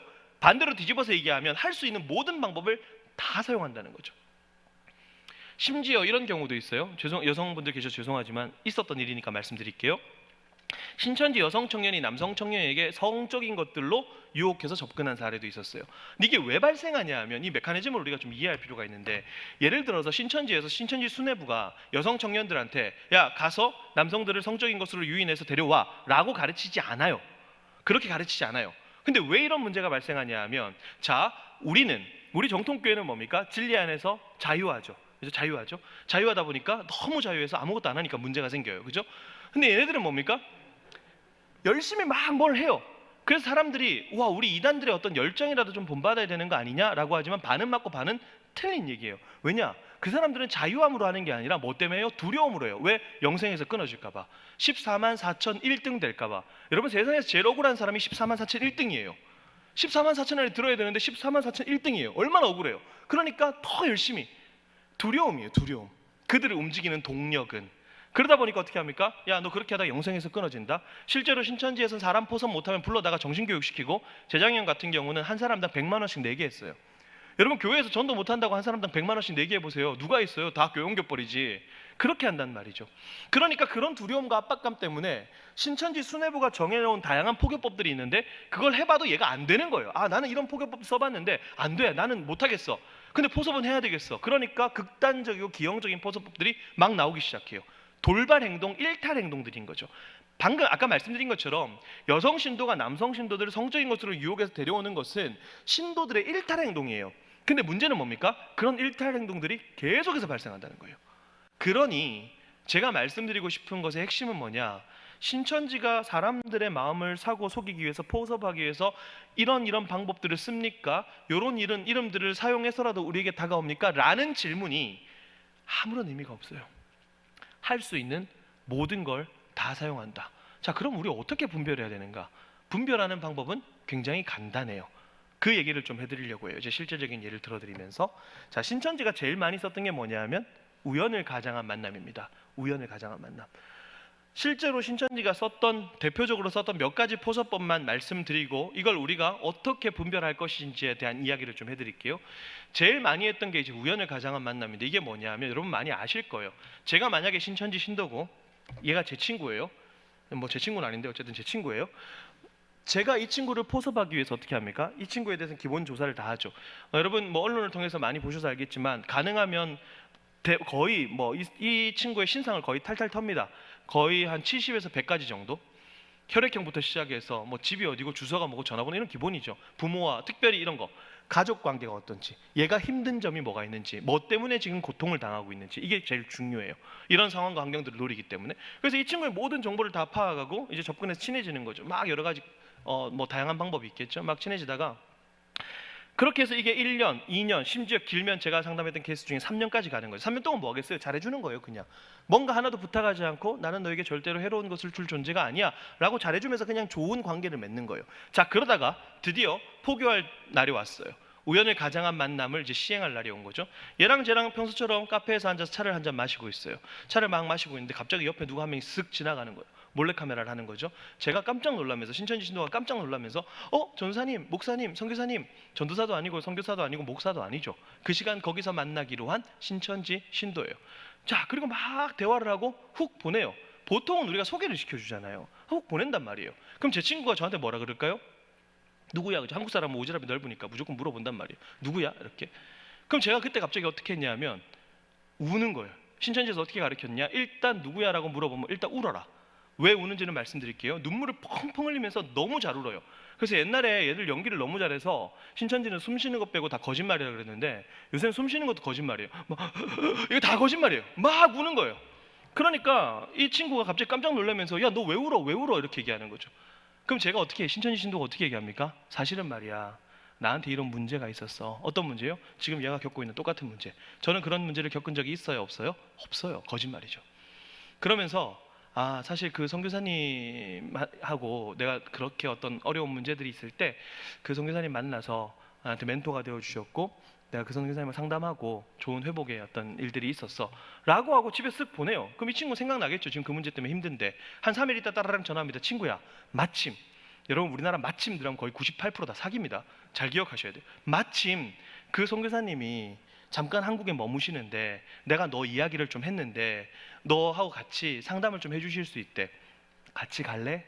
자, 여러분 여기서 잘 생각해 보세요. 여기서 같이 갈래라고 했는데 이 친구가 아니 난 안 갈 건데, 이렇게 할 수 있는 사람이 몇 명이나 되겠어요 여기에.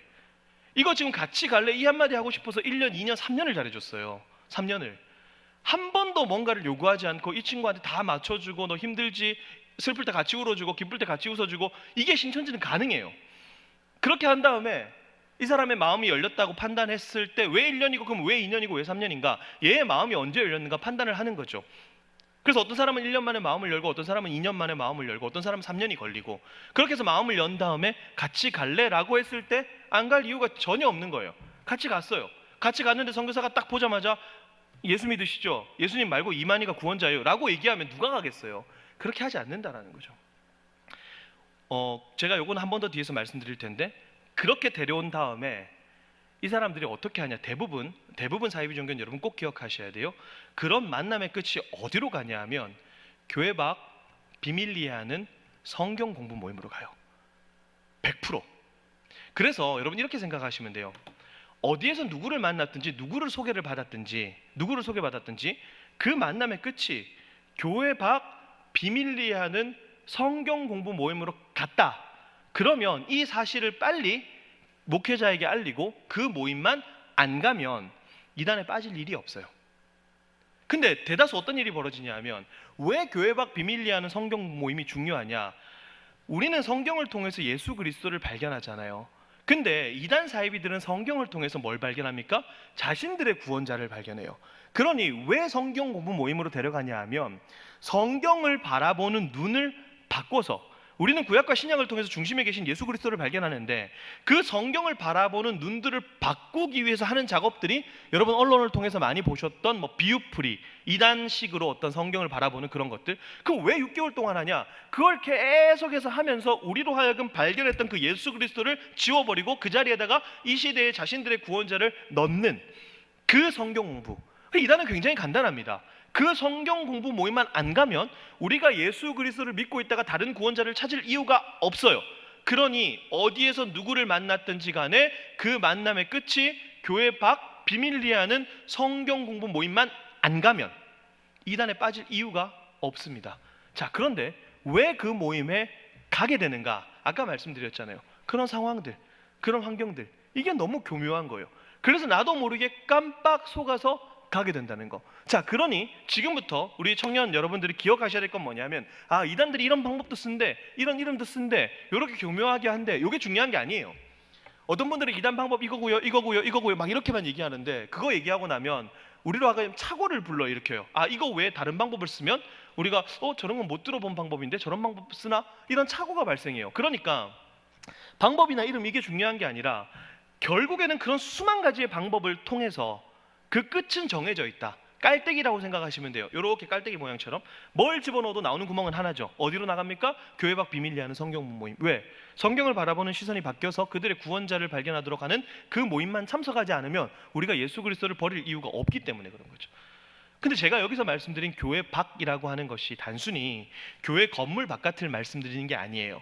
왜냐하면 신천지가 코로나 발생하기 이전 한 몇 달 전까지만 보더라도 초대형 교회들이 있죠.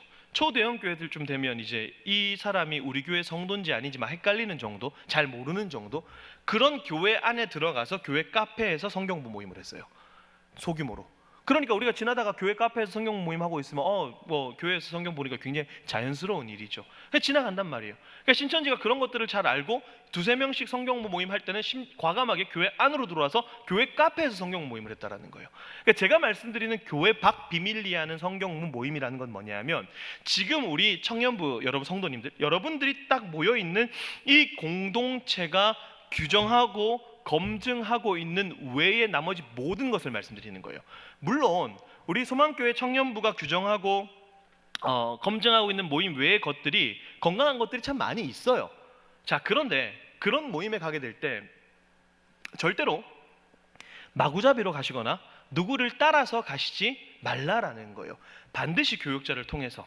그런 모임에 만약 예를 들어서 정말 좋은 모임이 있고 좋은 세미나가 있다, 그럼 참석을 하고 싶다, 그러면 자의적으로 그냥 가시지 마시고 그런 것들을 교육자의 지도를 받아서, 왜? 교회는 질서가 있는 곳이니까 교육자의 지도를 받아서 그런 모임에 참석하실 수 있도록. 심지어 신천지나 일부 이단 사이비 단체들이 성경 공부 모임을 공신력 있는 기관을 사칭해서 하는 경우들이 굉장히 많았어요. 그렇기 때문에 겉만 보고 이름만 보고 그런 방법만 가지고 거기에 가게 되는 것은 굉장히 위험하다라는 거 다시 한번 정리할게요. 어디에서 누구를 만났든지, 그 사람이 나한테 얼마나 잘해줬든지, 그 사람과 나의 관계가 1년이든 2년이든 3년이든 심지어 5년이든 6년이든 그 사람과의 만남의 끝이 결국 우리 교회가 규정하고 있는 외의 성경 공부 모임으로 가게 된다면 여러분들은 그 모임을 빨리 끊으시고 교육자에게 보고하시라는 거. 이것만 하셔도 사실 이단에 거의 미혹되지 않는데, 문제는 한국 사람들이 뭐에 약합니까? 정이에요. 그놈의 정 때문에, 그죠? 정에 약해요. 초코파이 보시면 정이라고 적혀 있잖아요. 누가 9이라고 하더라고요. 정. 나중에 한번 보세요. 그 정에 약해서 비밀리에서 가게 되는 거예요. 여러분, 제가 왜 이 부분에 대해서 열을 내고 말씀드리냐면, 저는 이단 사이비에 빠졌던 적도 없고 저희 가족 중에 누가 빠져서 피해를 본 사실도 없다고 말씀드렸죠. 그러나 제가 제일 많이 만나는 사람들이 누구겠어요? 탈퇴자들이잖아요. 피해자들이고. 다 여러분 청년들, 여러분 또래 청년들도 있고 뭐 어른들도 있는데 굉장히 간단해요. 그 모임에만 안 갔으면, 들어보면 그 사람이 구구절절 얘기하죠. 나는 어떻게 해서 가게 됐어요. 나는 어떻게 해서 가게 됐어요. 그분도 완전 TMI들이에요, 진짜. 뭐 안 해도 되는 얘기들 막 엄청 많이 해요. 그게 다 들어줘요. 근데 결국 하나예요. 뭡니까? 교회 밖 비밀리에 하는 성경 모임. 딱 그거 하나. 아무리 어떤 방법들을 사용하든 간에 그 모임만 안 갔으면 안 빠졌을 텐데, 그런 경각심만 가지고 있었다면, 애초에 거기에 발을 들여놓지 않았더라면, 조금만 미리 경각심을 가지고 거기 가지 않았더라면 그 사람이 자신의 인생을 그렇게 낭비할 리가 없었을 텐데. 여러분, 사이비에 빠지면 어떤 일이 벌어집니까? 가정이 파괴되고요, 인생이 망가지고요. 저는 목요일 저녁마다 이단 탈퇴자분들하고 요즘에는 온라인으로, 옛날에는 이제 대면으로 하다가 요즘 온라인 줌으로 탈퇴자분들하고 성경 모임을 하고 있어요. 그분들이 이제 교회로 못 돌아가니까 중간다리 역할을 저희가 하는 거예요. 근데 그분들, 저희 모임에 오시는 분들 중에 사이비 단체에서 제일 짧게 계셨던 분들이 8년이에요. 8년. 제일 길게 계셨던 분들이 17년이에요. 17년. 20대 초반에 들어가서 30대 후반에 나와요. 인생을 완전히 거기에 다 갖다 바친 거예요. 그런 사람들을 너무 많이 만나잖아요. 그런데 그런 사람들이 왜 이단 사이비에 미혹됐을까라고 하는 첫 지점이 봤더니 교회 밖 비밀리 하는 성경공 모임이었다라는 거예요. 거기만 안 갔어도 저분이 17년이라는 세월을 낭비하지 않았을 텐데, 거기만 안 갔어도 저분이 8년이라는 세월을 거기 낭비하지 않았을 텐데, 애초에 조금만 경각심이 있었으면 그 인생이 저런 곳에 빠지지 않았을 텐데라고 하는 안타까움이 있어요. 너무 많은 탈퇴자들을 보고 피해자들을 만나니까. 그러니까 여러분들이 한 번만 딱 기억하시면 돼요. 아, 그렇구나. 이단들이 쓰는 방법이나 이런 것들은 의미가 없구나. 그게 아니라 어디에서 누구를 만났든지 그만함의 끝이 교회 바깥에서 비밀을 이해하는 성경문 모임이라면 반드시 내가 경계하고 목사님에게 먼저 알리자라고 요 간단한 거 하나 요것만 여러분들이 꼭 좀 기억해 주시면 좋겠어요. 여러분 보시면 이런 것들도 있어요. 뭐 아르바이트 많이 하시잖아요. 청각 장애인을 위한 설교 타이핑 아르바이트 이런 게 있었어요. 알바몬, 알바천국 이런 데 막 올라왔단 말이에요. 그래서 이 친구가 보면서 찾아봤더니 한국 기독교 청각 장애인 협회 이사회라는 데가 있네. 괜찮네. 가서 알바를 좀 해야 되겠다. 청각 장애인들을 위해서 설교 타이핑도 치고 그러니까 아르바이트도 벌고 갔는데 이렇게 얘기하는 거죠. 야, 너가 설교에 대해서 타이핑 좀 치려면 성경에 대해서 좀 알아야 되지 않겠니? 성경 모임 조금만 하자. 내가 알바비 2개를 쳐줄게. 그래서 아무 생각 없이 그냥 성경 모임에 참석을 한 거예요. 근데 가만히 성경 모임을 하다 보니까 뭔가 좀 이상한 거예요. 교회에서 배운 거랑 좀 다른 것 같은데. 그래서 인터넷을 더 뒤지기 시작했는데 여러분 이 사진 잘 보세요. 어떻게 변하는가? 원래 사진은 뭐냐면 이거예요. 대구 마약 퇴치 운동본부 초도 이사회. 원래 이게 사진이에요. 원래 기사 사진이에요. 근데 이걸 조작해가지고 이렇게 딱 띄워놨어요. 이런 것들을 조작해서 인터넷에 띄워놓는 팀이 따로 있어요. 신천지는 24시간 동안 8시간씩 3교대로 돌면서, 군대 갔다 오신 분들 알잖아요. 우리 4교대로 돌아요. 군대 가도. 군대보다 더 빡세요 얘네들. 계속 돌면서 이런 것들을 조작해서 띄워놓는 팀이 따로 있으니까 검색에도 뭐가 걸려요? 이게 걸리는 게 아니라 미디어들을 장악한 이단들 때문에 이게 걸리는 거예요. 이게. 그래서 이거 보고 괜찮은 줄 알고 갔죠. 근데 알고 봤더니 이게 진짜 기사였다라는 거. 조작해서 올려놓는 거. 그러니까 방법이나 이름이 크게 의미가 없다라는 거죠. 여러분 보시면 기독교 문화의 부활 문화선교단체 홀리유라고 해서 이거 서울 노원구에 있었던 일인데, 정식 인가된 인터넷 언론에 우리 기독교 문화의 부활을 꿈꾸는 문화선교단체 홀리유입니다라고 인터뷰까지 실어줬어요. 물론 그 기자의 정체를 좀 파봐야 되겠지만, 무튼 그렇게 해서 홀리유입니다 이런 기사를 들고 교회를 찾아다닌 거예요. 찾아다니면서 저희 이런 단체인데 이렇게 기사도 났는데 저희 이런 행사할 수 있도록 예배당 좀 빌려주시겠어요? 경각심이 없으니까 어떻게 됩니까? 일부 교회가 그냥 빌려준 거예요. 알고 봤더니 교회가 신천지가 행사하는데 예배당을 빌려주게 된 거죠. 그게 뭐가 대수가 되는가? 그렇지 않아요. 거기에 참석했던 사람들은 다 정상적인 행사라고 생각하고 참석을 했어요. 그 이유가 문제인 거죠. 그 이유가. 보시면 뭐 CCM 노래 가르쳐 드립니다. 내 강의 들어주고 테스트 해주면 알바비 드립니다. 뭐 큐티 교재 체험단 모집합니다. 해외로 보내는 자필 성경 모집합니다. 성경 쓰기 봉사자 모집합니다. 취업에 대한 정보 드립니다. QR코드. 그리고 요즘에는 뭐 내가 선교사로 갈 건데 제가 설교하는 것을 들어주고, 신학자나 뭐 목회자의 입장이 아니라 그냥 청년의 눈높이에서 제 설교 들어주고 평가 한번 해주세요. 이거 굉장히 많이 했거든요. 알바비 1시간 드립니다. 뭐 10,000원 드립니다. 이런 식으로. 뭐 여러분 여기 갈 일 없고 뭐 말씀의 맛 이런 것들 있잖아요. 이게 싹 다 신천지였어요. 싹 다 신천지. 그죠? 그러니까 이게 이름이나 이런 걸로 분별하는 시대, 방법으로 분별하는 시대는 끝났다라는 거. 문제는 뭡니까? 얘네들이 교회 안으로 들어오기 시작하는 거죠. 자, 요거 먼저 하나 보여드릴게요. 여러분 이건 뭐냐면요. 여러분 왼쪽에 보시면 대한예수교 장로회라고 위에 적혀 있죠. 이게 우리나라에서 가장 큰 교단 중에 하나인 대한예수교 장로회 합동측 교회 로고예요. 근데 이걸 신천지가 도용을 한 거예요.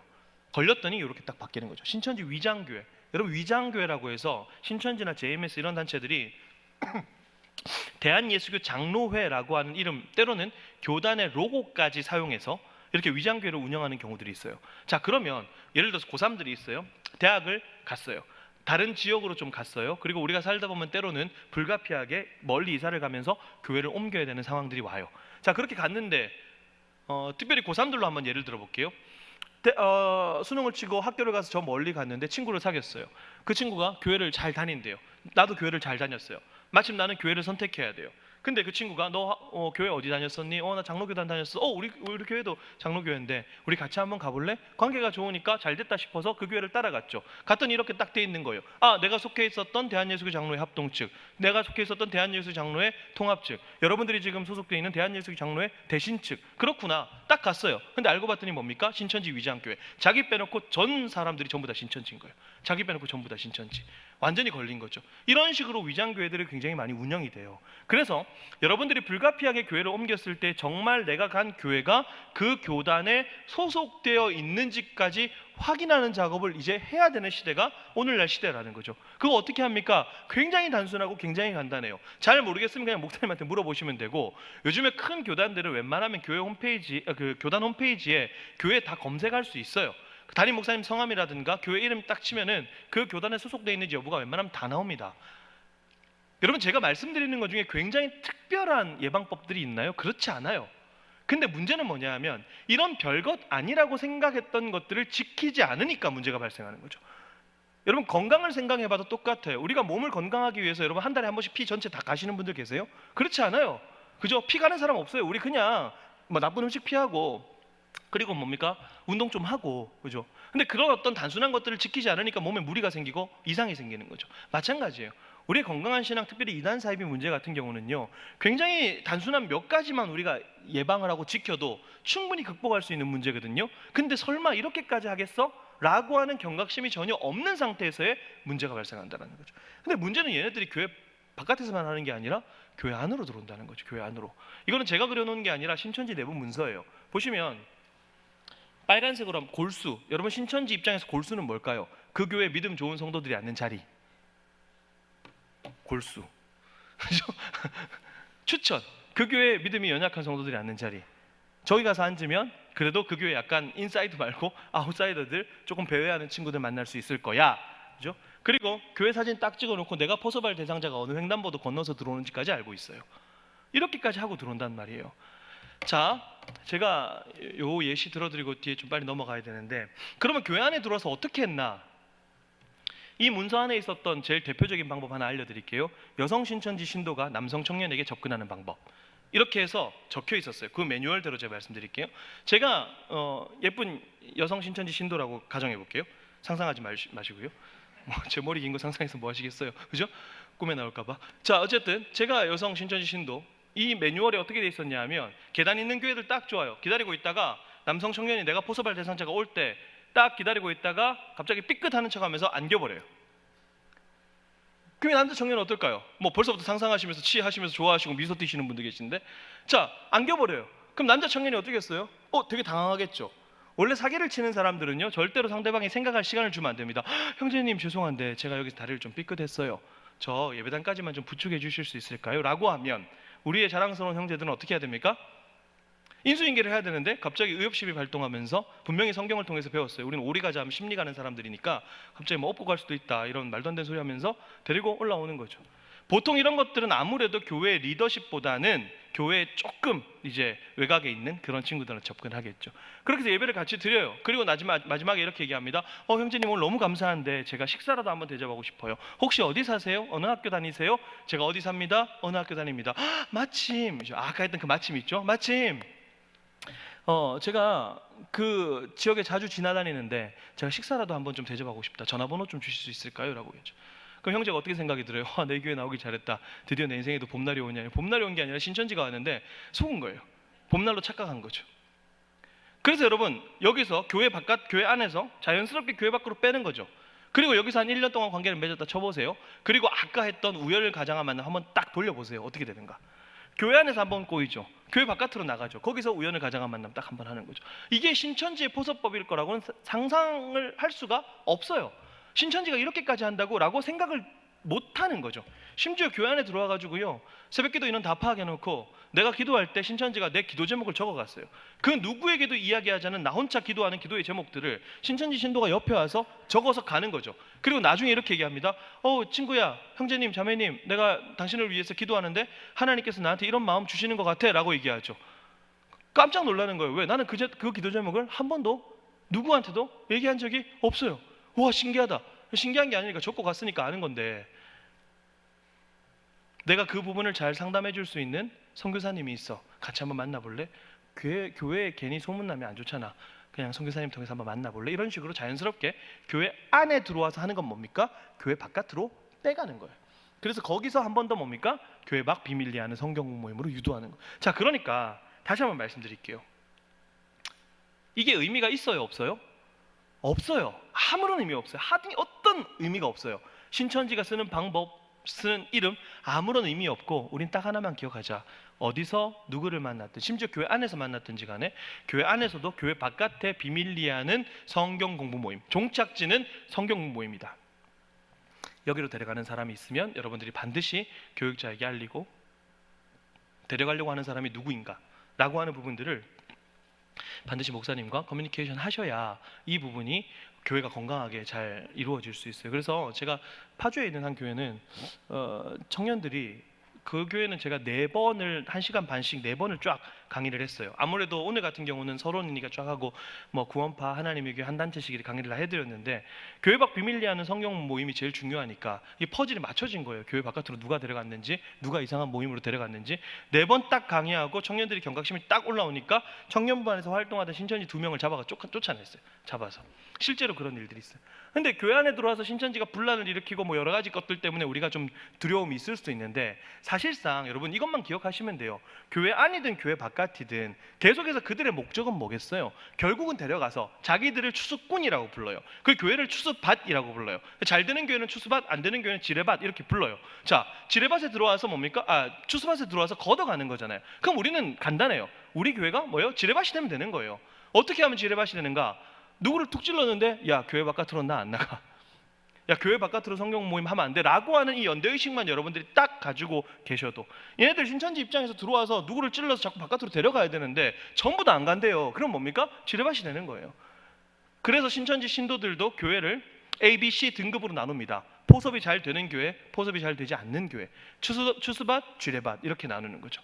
근데 지뢰밭이 되는 과정은 딱 하나예요. 그냥 교회 밖 비밀리에 하는 성경 모임 가지 말자라고 전 청년들이 딱 생각하고 있으면 와서 뭘 할 수가 없잖아요. 여러분, 제가 만약에 쩔뚝쩔뚝거리면서 다가와서 교회 밖 비밀리에 하는 성경 모임으로 데려간다라고 이야기를 오늘 다 했는데, 다음 주에 웬 여자 청년이 남성 청년들한테 쩔뚝쩔뚝거리면서 오겠어요? 못 오죠. 큰일 나죠. 그렇게 뭐 진짜 넘어져서 오는 경우가 아니고서야, 그렇죠?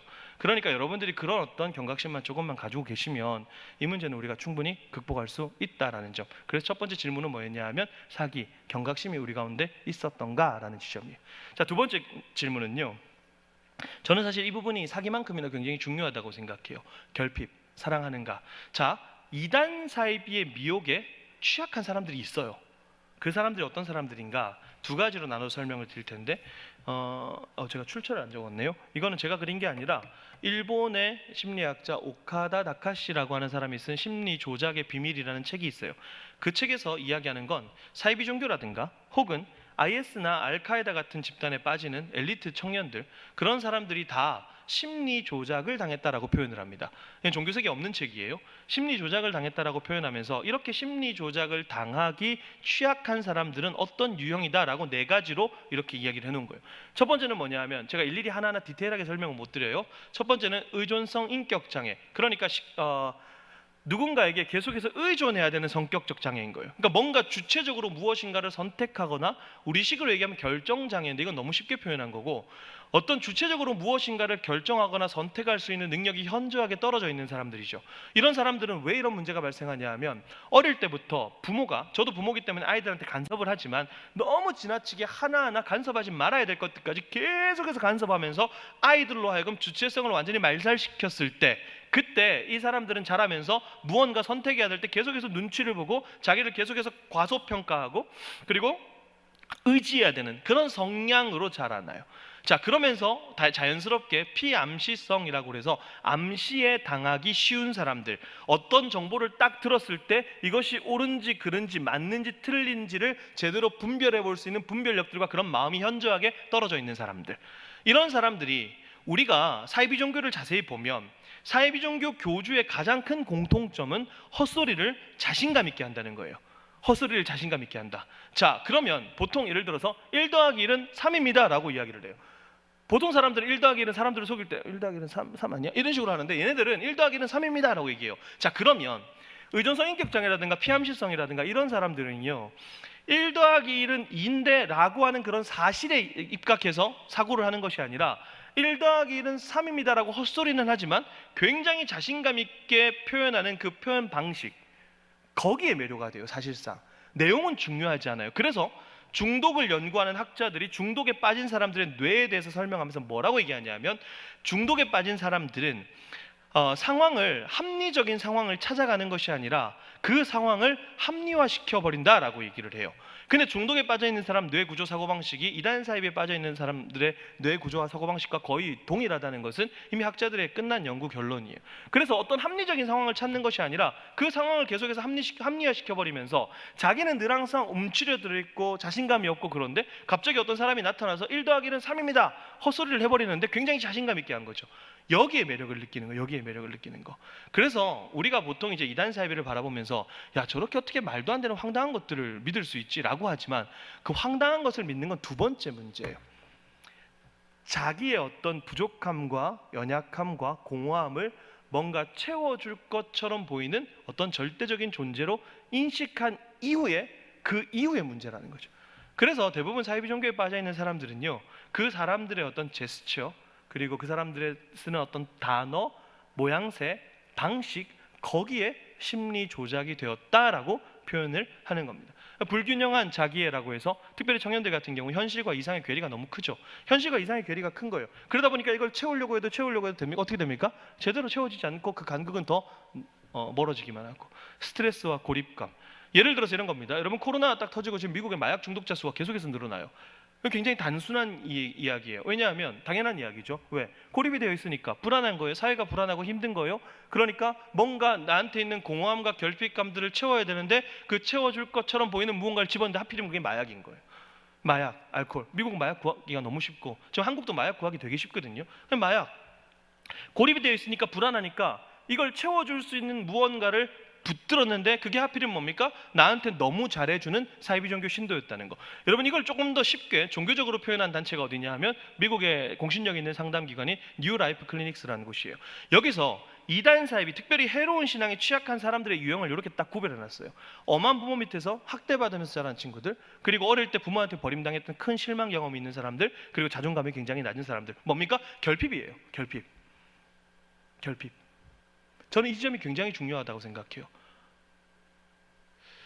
여러분, 제가 좋아하는 말이 있는데 이런 말이 있어요. 사람은요, 좋은 말을 듣는 게 아니라 내가 좋아하는 사람의 말을 들어요. 굉장히 단순하죠. 좋은 말을 듣지 않고 내가 좋아하는 사람의 말을 들어요. 예를 들어서 여러분 머릿속에 평소에 재수없다고 생각하는 사람 한 명 떠올려 보세요. 옆을 보시면 큰일 나요. 떠올리기만 하세요. 자, 옆 보시지 마시고. 자, 그 사람이 나한테 되게 좋은 말을 했어요. 안 그래도 재수 없는데 어떻습니까? 굉장히 희대의 막 명언을 딱 날린 거예요. 안 그래도 재수 없는데 더 재수 없죠. 여러분, 사람은요, 좋은 말을 듣지 않고 내가 좋아하는 사람의 말을 듣는데, 우리는 이 지점들을 굉장히 많이 간과했어요. 제가 말씀드리고 싶은 것의 핵심은 뭐냐 하면, 어떤 이런 이단 사이비 단체라든가, 그리고 해로운 신앙이라든가 이런 것들을 연구하는 기관들에서 내려놓은 결론이 뭐냐, 결핍이 있는 사람들이 취약하다라는 거. 왜요? 이단 사이비 신도들이 굉장히 잘해주는 것처럼 다가오니까. 주변에 혹시 그런 단체들의 경험을 한 번이라도 해보신 분들한테 한번 물어보세요. 거기 갔더니 어떻게 해줬어? 뭡니까? 왕처럼 해줬어. 공주처럼 대해줬어. 너무 잘해줬어. 내가 올 때 같이 울어줬어. 이 지점이거든요. 여러분, 하나님의 교회라는 단체가 있어요. 하나님의 교회는 안상홍이라는 사람은 하나님 믿고, 장길자라는 사람은 어머니 하나님 믿는데, 하나님의 교회는 어린아이를 둔 젊은 엄마들이 많이 빠져요. 어린아이를 둔 젊은 엄마들이 많이 빠지는 이유는 굉장히 간단한데, 어린아이를 둔 젊은 엄마들 집, 혹은 독박 육아 이렇게만 전담으로 하시는 분들, 그런 분들 집에 하나님의 교회 신도, 또래 신도 3명, 4명이 이렇게 계속해서 찾아가요. 찾아가서 한 명은 애기 봐주고, 한 명은 집안일 해주고, 한 명은 말동무를 해줘요. 친밀함을 쌓는 거죠. 자, 그러면 어린아이를 둔 젊은 엄마들이 하나님의 교회에 빠졌어요 라고, 도와주세요 라고 저희한테 연락이 오면 누가 연락이 와야 돼요? 상식적으로 남편이 연락 와야 되잖아요. 2018년 기점으로, 다른 기관들은 모르겠는데 저희 바른미디어의 2018년 기점으로 하나님의 교회가 관련 상담 100%, 단 0.1%의 오차도 없었어요. 100% 이혼 가정, 이혼 위기 가정이었어요. 남편한테 전화 한 통도 안 왔어요. 뭡니까? 결핍이 있는 거예요. 공허함이 있는 거예요. 근데 그걸 채워주는 사람이 누구예요? 사이비 종교 신도들인 거예요. 가짜 사랑을 가지고 있는데 진짜 사랑을 가지고 있는 것처럼 좋은 말만 하는 게 아니라 나한테 좋은 사람이 되어줘 버리는 거죠. 여러분, 제가 너무 슬프고 황당한 게 뭐냐 하면, 이단 사이비에 빠졌어요. 나왔어요. 다시 가요. 왜 다시 갈까요? 나와도 거기서 있던 어떤 그런 사람이라는 존재가 같이 관계를 맺고 살아가는 그런 것들이 나와서 채워지지가 않는 거예요. 가짜 사랑인데 이 사람들은 진짜 사랑으로 인식하고 그 안에 있는 사람들과의 그 끈끈함, 그 관계성, 그 유대감, 이런 것들을 잊을 수가 없죠. 나왔는데 여전히 집은 개판이고, 교회로 돌아왔는데, 교회로 왔더니 야 너 왜 갔다 왔냐, 갔다 왔는데 생각보다 상태 괜찮네, 야 성경만 잘 봤어도 거기 안 빠졌을 텐데. 제가 방금 드린 말씀들이 탈퇴자들이 교회 와서 제일 많이 들었던 이야기들이에요. 그러니까 상처받고 다시 그쪽으로 떠나버리죠. 여러분, 그 빼오는 거 얼마나 힘든지 아세요? 그렇게 뺐는데, 왔는데, 교회로 돌아갔는데 거기서 상처받고 다시 사이비 종교로 가버리는 모습들을 많이 봐요. 얼마나 슬픈가라는 지점이죠. 자, 우리가 결핍이라는 문제를 생각할 때 제가 우리 청년들에게 드리고 싶은 말씀은, 교회를 다니던 사람들이 이단 사입에 많이 빠졌어요. 그러면 우리가 단순히 이단 사입이만 욕하고 빠지는 사람들만 욕할 게 아니라, 우리는 우리 교회 공동체는 그들을 붙들어 놓을 수 있는 힘이 있었던가라는 지점들도 한번 고민해 봐야 된다는 거예요. 이런 전화가 왔어요. 목사님, 교회 바깥에서 비밀리 하는 성경 모임 하지 말라 하셨죠? 네, 하지 말라 했죠. 그런데 제가 1년 동안 관계를 맺은 사람이 있는데, 그 사람이 저를 교회 밖 비밀리 하는 성경 공부 모임으로 저를 유도했어요. 저 가도 돼요? 이렇게 얘기하는 거예요. 저 뭐 욕할 수는 없고 그냥 어금니까 깨물고 가지 말라 그랬어요. 그리고 전화를 끊고 한 30초 딱 생각해 보니까 답이 나오는 거예요. 그분은 거기 가고 싶은 거예요. 가면 안 된다는 걸 알지만 거기 가고 싶은 거예요. 왜? 그 사람이 슬프고 아프고 힘들 때 같이 울어주고 같이 위해줬던 사람은 거기에 있는 사람밖에 없는 거예요. 그러니까 그 관계성과 그 어떤 공동체성이 그리운 거죠. 저는 이단 사이비 대책 강의를 하면서 이렇게 말씀드려요. 제일 좋은 이단 사이비 대책은 뭐냐 하면, 교회 공동체가 그냥 건강해지면 되는 거예요. 이단 사이비도 사람들을 노릴 때 교회도 A, B, C 등급 나누지만 사람들도 A, B, C 등급으로 나눠서 다가옵니다. 그 중에 하나가 뭐냐 하면 아픔과 결핍이 있는 사람들이에요. 왜? 가짜 사랑을 가지고 그의 마음을 사고 속일 수 있으니까.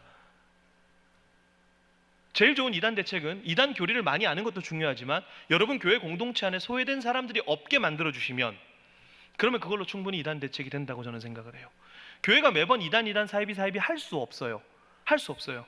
그런데 이 이단 사이비 문제는 단순히 교리만의 문제가 아니라 거기에 미혹되는 사람의 마음의 문제였구나라는 사실을 깨닫고부터, 교리 이상으로 중요한 것이, 교리라는 것이 이단 사이비 들어가는 첫 번째 관문이 아니구나라는 걸 저는 확신해요. 여러분, 이 중에 거기 갔던 사람들 중에 누가 정명석이 매력적이라서 거기 갑니까? 이만희가 매력적이라서 거기 간 사람이 있을까요? 아무도 없어요. 거기 신도가 너무 잘해주니까, 내 상황과 환경들을 너무 잘 이해해주니까, 내 이야기를 들어주니까, 같이 울어주니까, 같이 웃어주니까 거기 간 거예요. 여기 교사 선생님들도 계실 거지만 이런 경우들이 있죠. 예를 들어서 교회에 오늘 학생 중에 하나가 교회를 못 왔어요. 그럼 대부분 교회가 안타깝게도 토요일 날 신방을 해요. 토요일 날 신방하는, 전화라도 토요일 날 신방하는 건 그건 신방이 아니라 추석 체크죠. 그죠? 어장 관리하는 겁니다. 그랬더니 이제 큰 교회들이 이런 문제도 생겨요. 전화를 해가지고, 야 친구야, 너 왜 지난주에 교회 안 왔어? 걔가 이렇게 해가지고, 선생님 저 지난주 교회 왔는데요, 인사도 했잖아요. 미안하다, 유유, 내일 보자, 이렇게 문자 보내는 거죠. 근데 이런 경우가 있어요. 강릉에서 한 아이가 이단에 빠져가지고 서울까지 매번 왔어요. 너무 멀잖아요. 그래서 하루 딱 안 왔단 말이에요. 또래 친구 3명이 그날로 당일 바로 강릉까지 찾아갔어요. 여러분, 미안하다 유유라고 문자 오는 사람하고 강릉까지 찾아오는 사람하고 누가 좋을까요? 아까 말씀드렸죠. 사람은요 절대 좋은 말을 듣지 않고 내가 좋아하는 사람의 말을 듣습니다. 이 지점을 우리는 굉장히 많이 간과하고 있었던 건 아닌가라는 생각들을 하게 되는 거죠. 바울이 고린도전서 4장 15절에서 이렇게 얘기합니다. 그리스도 안에서 1만 스승이 있으되 아버지는 많지 않다라고 얘기해요. 스승은 엄청 많은 거예요. 가르칠 수 있고 지혜 있는 사람들은 너무 많은 거죠. 특별히 거기서 얘기하는 스승이라는 것이 몽학 선생이라고 해서 애를 그 시대 1세기 그리스에서 애를 때려 패서라도 강제적으로 데려가는 그런 어떤 일부의 기능을 가진 사람들을 얘기해요. 근데 그런 스승들은 엄청 많아요. 근데 뭐가 없대요? 아버지가 없대요. 아버지가. 그 영혼을 사랑하는 아버지가 없대요. 저는 이단과 중독이 똑같다라고 생각해요. 그래서 저는 항상 이단 사이비를 종교 중독이라고 얘기합니다. 뭐에 중독이 됐는가? 여러분, 중독이라는 것은요 의존이라는 얘기예요. 의존, 중독, 어딕션, 영어로 라틴어 어딕투스에서 나오는데 할애하다, 의존하다, 할당하다 이런 뜻이죠. 그러니까 거기에 할애하고 의존하고 할당하면서 내 인생이 망가지는 거예요. 의존. 그래서 중독은 의학적 용어로 의존증이라고 부르죠. 알코올 의존증, 도박 의존증. 그래서 알코올이든 도박이든 마약이든 똑같아요. 메커니즘은 똑같아요. 거기에 의존한 거예요. 뭔가 결핍이 있을 때, 공허함이 있을 때 거기에 의존하게 되고 자신의 인생이 망가질 때 우리는 그것을 중독이라고 얘기해요. 제가 왜 이단 사이비를 종교 중독이라고 얘기하는가? 이단 사이비는요 관계 중독이에요. 그 사람에게 완전히 마음을 빼앗겨 버리는 거예요. 관계 중독. 우리는 건강한 인간관계를 하고 있었는가? 라는 부분. 그래서 여러분, 혹시 오늘 기회 되시면 이 강의를 한번 꼭 들어보세요. 한 15분 정도. 미국 테드 강연인데, 이 사람은 누구냐면 제가 되게 좋아하는 사람, 요한 하리라는 사람이에요. 요한 하리. 사도 요한 할 때 요한, 그리고 하리. 요한 하리의 테드 강연을 한번 찾아서 자막 달려 있으니까 들어보시면 하리가 이렇게 얘기해요. 중독에 빠지는 이유에 대해서 얘기하면서 중독은 현실의 삶을 영유하기 어려울 때 발생한다. 행복하고 건강할 때 서로 결속하고 관계를 맺는다. 그러나 정신적 충격, 고립, 삶의 무게에 억눌려 교류할 수 없을 때 안도감을 찾기 위해서 어떤 것을 갈구하게 된다. 그렇죠? 코로나 이후로 미국에서 마약 중독자들이 많이 발생했다 그랬죠? 굉장히 단순한 이유예요. 정신적 충격, 고립, 삶의 무게에 억눌려서 교류할 수 없을 때, 뭔가 큰 결핍이 있을 때, 공허함이 있을 때 가짜 사랑을 가지고 있는 이단 사이비 신도들이 마치 너의 마음을 다 아는 것처럼 와서 위로해 주는 것처럼 와서 그들을 빼앗아가는 게 바로 이단 문제. 그리고 이단과 사이비 단체의 발걸음을 옮겨놓는 첫 번째 관문은 교리가 아니라 관계라는 거. 많은 교회를 다니는 사람들이 이단 사이비의 그런 관계성 때문에 끌려갔다라는 지점들을 우리가 생각한다면 교회 공동체는 무엇을 해야 될까라는 명확한 답이 나옵니다. 그래서 중독 문제를 전 세계에서 제일 잘 치유하는 곳이 있는데 이분이 누구냐면 엘리엇 테퍼라는 선교사님이세요. 하버드 출신인데 스페인으로 선교를 갔고 스페인에서 개신교 선교사 중에 가장 많은 장례식을 치르신 선교사님으로 알려져 있습니다. 왜 가장 많은 장례식을 치르셨는가? 중독자, 특별히 마약 중독자들을 케어하시는 사역들을 하셨거든요. 근데 베텔이라고 하는 공동체가 사설기관이에요. 어떻게 보면은 전 세계 한 40개 나라 100개 도시 한 4,500개 센터가 세워져 있는데 이 베텔이라는 공동체가 왜 전 세계에서 가장 중독을 잘 회복시키는 대안으로 세워졌는가? 여러분 유럽의 마약 문제 그렇게 심각해도요. 정부기관에서 하는 아카데미 그리고 회복 프로그램 회복률 3에서 5% 채 안 됩니다. 3%에서 5%, 많으면 7% 거의 안 나와요. 근데 베텔은요 들어가서 끝까지 버티면 98% 회복해요. 98% 기적적인 수치예요. 근데 베텔은 어떻게 해서 그런 회복률이 일어날까? 막 가슴이 뛰는데 그 여러 가지 이야기를 하셨지만 제 마음에 제일 와닿는 건 이 두 문단이었어요. 이게 베텔에서 사람들을 회복시키는 가장 큰 힘이구나. 두 번째 문단만 읽어볼게요. 이곳에는 환자도 없고 고객도 없어요. 세상적인 기관은 보통 마약 중독자들을 고객 또는 환자라 생각하는데 아닙니다. 그들도 사람이에요. 여기에 저는 답이 담겨 있다고 생각해요. 이게 답이에요. 고객으로 바라보지 않는 거예요. 환자로 바라보지 않는 거예요. 그를 영혼으로 바라보는 거죠. 그러니까 회복이 일어나는 겁니다. 제일 좋은 이단 대책은 뭡니까? 라고 했을 때 영혼을 사랑하는 거, 경각심을 가지는 것도 중요하죠. 우리 교회 공동체가 건강해지는 것, 그리고 그런 문제가 있는 사람들이 우리 교회 공동체에 왔을 때 우리 공동체는 그들의 결핍과 아픔들을 그렇게 채워줄 수 있는가라는 지점들. 여러분 저도 옛날에 세계를 품자 열방을 품자 이런 막 가슴이 뛰던 시절이 있었어요. 물론 지금도 그래요. 근데 여러분 세계를 품는 거 열방을 품는 거 그건 나중 문제고요. 지금 내 옆에 있는 소외당하는 한 영혼을 돌보지 못하면서 우리가 세계를 품자 열방을 품자 그거 다 거짓말이에요. 어떻게 내 옆에 있는 영혼 한 명 사랑하지 못하면서 내 옆에 아파서 고통받고 있는 영혼 한 명 돌보지 못하면서 우리가 어떻게 세계를 품고 열방을 품어요? 그거 다 거짓말인 거거든요. 이단 문제를 대하면서 이것이 종교 중독이라는 것을 알게 되었을 때 아 그렇구나. 그리고 수많은 탈퇴자들을 10년 동안 만나면서 때로는 1박 2일 동안 그들의 이야기를 막 들어주면서 얻었던 하나의 결론은 뭐냐? 아 이것은 관계의 문제였구나. 그리고 또 하나는 그런 어떤 저는 필드에서의 그런 경험들을 가지고 있는데 일본의 심리학자라든가 미국의 어떤 상담기관이라든가 그런 곳에서 내어놓는 어떤 연구 결과물들이 합치가 되는 거죠. 그렇구나. 아 그래서 제일 좋은 이단 대책 얘기하는 거죠. 결핍. 우리는 그들을 사랑했던가라는 지점. 탈퇴자들이 교회로 많이 돌아올 거예요. 뭐 거기에 대해서는 제가 따로 이제 써놓은 저희 사이트 글이나 영상이 있으니까 그걸 좀 보시면 될 것 같고 다른 말씀도 못 드리니까. 근데 모든 것에 우리 개신교인 그리고 우리 그리스도인들의 모든 것의 핵심은 사랑이라는 거. 이걸 결코 잊어서는 안 될 것이다 라는 지점들을 말씀을 드리고요. 이제 슬 정리를 해야 될 것 같아요. 저한테 주어진 시간이 그렇게 이제 얼마 안 남아서 더 했다가는 제가 십자가에 못 박힐 수도 있잖아요. 그러니까 네.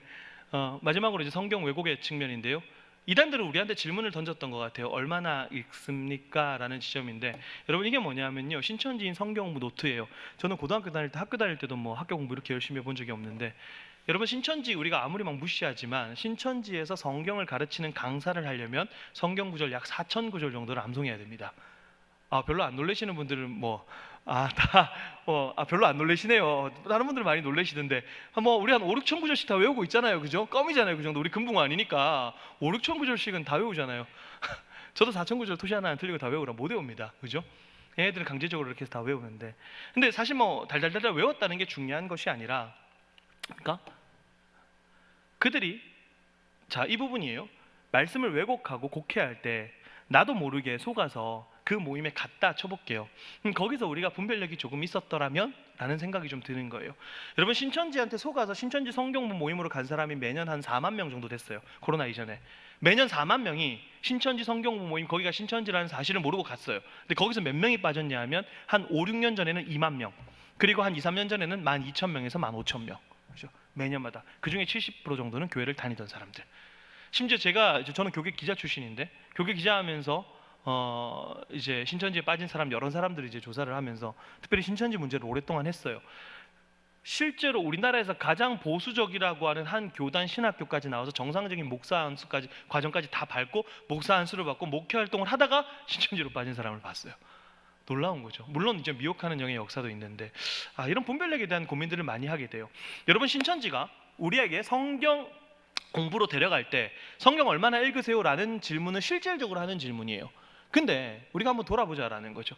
과연 우리가 어떤 사람들을 만났을 때 그 사람이 교회 바깥에 비밀리 하는 성경 모임으로 데려가기 위해서 마지막 관계에서 이렇게 얘기하는 거죠. 혹시 당신 그리스도인으로서 말씀을 얼마나 읽고 계세요? 거기에 우리가 저는 오늘 이런 말씀을 읽었고요, 날마다 이렇게 말씀을 묵상하고요, 하나님의 말씀이 저의 삶을 이렇게 인도하고 있고요 라고 많은 사람들이 그렇게 대답하지 못했다라는 거죠. 제가 좀 시간이 부족하고 제가 좀 바빠가지고 말씀을 잘 못 읽고, 이런 대답들을 혹시 이단들에게 내어놓지는 않았던가. 여러분, 우리는 조금 자존심이 상해야 돼요. 왜냐하면 이단들이 우리가 사랑한다고 하는 그 하나님의 말씀을 막 곡해하고 왜곡시켜서 심지어 걔네들이 4,000구절씩 암송하면서 많은 사람들을 잘못된 구절을 가지고 미혹을 했는데, 교회가 수많은 사람들이 그렇게 이단 사입에 미혹됐다라는 것은 우리의 평소의 분별력에 큰 문제가 있었다라는 지적.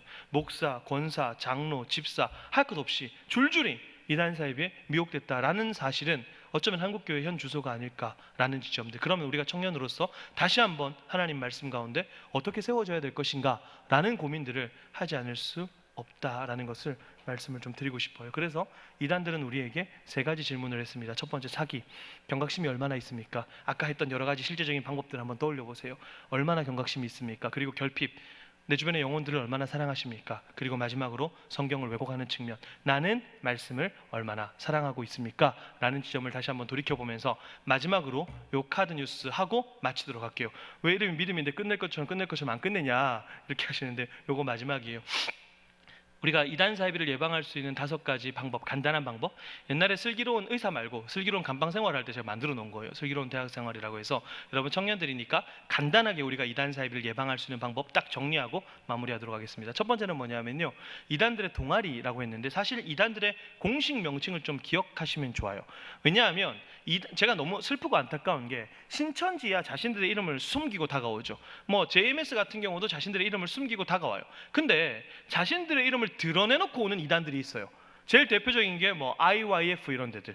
IVF는 정통인데 IYF는 이제 구원파거든요. 그러니까 이렇게 자신들의 이름을 드러내놓고 오는 이단들이 있는데 그것조차 우리가 모르는 것은 조금 문제가 될 수 있다. 그래서 제가 마지막에 사이트 알려드릴 거예요. 저희 사이트 들어오시면 이단들의 공식 명칭, 이단들의 정보들이 계속 업데이트가 되니까 그런 것들을 보시면서 이단들의 공식 명칭 정도 여러분들이 좀 외워두시면 좋다. 많이도 말고 한 10몇 개 정도. 그죠?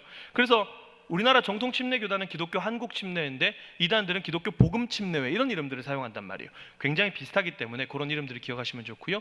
그래서 그런 위장 행사들, 다양한 위장 행사, 학교 끝나고 카톡 해도 되냐? 아니 난 삐삐 쓴다 이렇게 하시면서 다양한 어떤 종교색을 배제한 각종 문화 행사, 예술 행사 이런 것들에 참석하지 않으시도록, 혹시나 다양한 위장 행사들이 여러분들에게 주어졌을 때 대표자가 누구고 주최자가 누구고 연역이 누군가 이런 것들 정도는 여러분들이 반드시 확인을 하시면 좋다라는 거.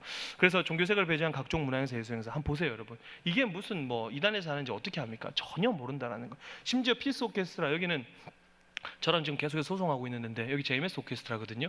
여기는 세종문화예술회관 대극장 이런 데서 공연을 해요. 이제는 이단들이 자신들의 건물에서만 하는 것이 아니라 우리가 다 알만한 곳들에서 공연들을 하고 예술 활동들을 하고 있다라는 거. 그래서 그런 경각심들이 좀 필요한 거고요. 자, 3번째는요, 위장 동아리, 단체 사칭. 특별히 대학생들 계시죠? 학교 갔는데 다양한 동아리들이 있습니다. 정식 학교에서 인가받은 동아리예요. 근데 알고 봤더니 이단 신도들로 구성되어 있는 위장 동아리인 거죠. 축구 동아리예요. 하러 갔어요. 축구도 해요. 다 해요. 근데 구성원들은 전부 다 이단 신도들이에요. 근데 여기서는 딱 한 가지예요. 이 동아리를 통해서 어디로 가겠어요? 결국은 성경 모임으로 가요. 우리의 시각을 바꾸기 위해서. 그렇게 여러분들이 간단하게 구별을 하시면 될 것 것 같고 철수야 심리 테스트 할래? 아니 난 내 심리를 꿰뚫고 있다. 그러면서 이런 이상한 심리 테스트 하지 마세요. 그래서 설문조사할 때 개인정보 반드시 남기지 마시고 그리고 이단들의 설문조사는 신상조사의 방점이 찍히기 때문에 그렇게 하시면 될 것 같고요.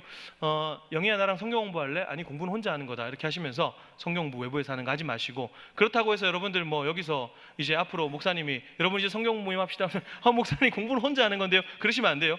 성경 공부는 교회 안에서 여러분들이 성경 공부 열심히 하시면 될 것 같고 이단 사이비가 이런 방법도 씁니까? 라는 질문 더 이상 하지 말자라는 거. 그래서 누군가 여러분에게 아유 우리 철수 세상 미남이구나 우리 엄마도 그런 얘기 안 해요 그죠? 우리 엄마도 그런 얘기 안 합니다. 3번이나 속아서 포교당했던 친구가 있었어요. 바보라서가 아니라 경각심이 부족해서 3번 속고 나니까 어떻게 됩니까? 자기한테 다가오는 모든 이가 다 신천지처럼 보이는 거예요. 대인관계에 문제가 생기더라는 거죠. 그러니까 애초에 경각심을 가지고 있으면 충분히 극복할 수 있는 문제, 우리 역시 이단 사이비의 포섭의 대상이 될 수 있다는 지점들을 여러분들이 반드시 기억하시면서 경각심, 영혼을 사랑하는 거, 그리고 하나님 말씀 가운데 바로 세워져 있는 거, 이 3가지를 기억한다면 우리는 이단 문제 극복할 수 있고요. 오늘 제가 못다한 이야기들은 저희 바른미디어 사이트가 있어요. 네이버에 바른미디어 치셔도 되고 제 이름 치셔도 되고 바미.kr 치셔도 됩니다. 그래서 저희는 대부분 영상으로 많이 만들어놔요. 요즘에 영상 시대니까. 그래서 참고하시면 될 것 같고 저희 페이스북도 있어서 혹시나 여러분 궁금하신 거나 이런 거 있으면 페이스북 메시지로 좀 보내주세요. 괜히 혼자 끙끙 앓지 마시고 목사님 통해서 연락 주셔도 되고. 그래서 어떤 문제가 생겼을 때 정확한 정보를 제공할 수 있는 기관에다 연락하는 게 제일 좋습니다. 그래서 언제든지 연락 주시면 제가 바로바로는 아니더라도 저희도 이제 문의가 많이 들어오니까 하루 이틀 안으로는 답신을 드리려고 노력을 하고 있으니까 연락 주시면 될 것 같고요. 그리고 오늘 강의에서 제일 중요한 게 한 가지 있는데 그게 뭐냐면 저희 유튜브가 있습니다. 좋아요, 구독, 알람 설정까지 해주시는 거, 그죠?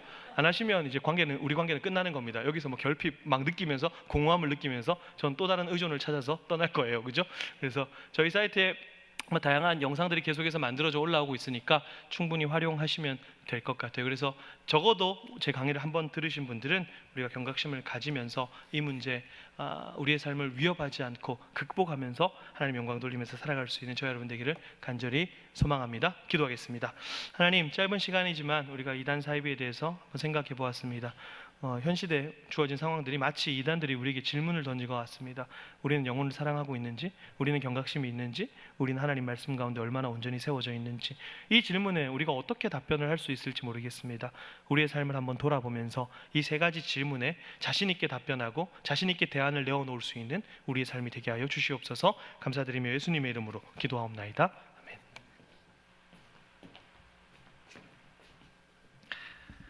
네, 우리 좋은 강의 해주신 우리 목사님께 다시 한번 감사의 박수 한번 드리도록 하겠습니다.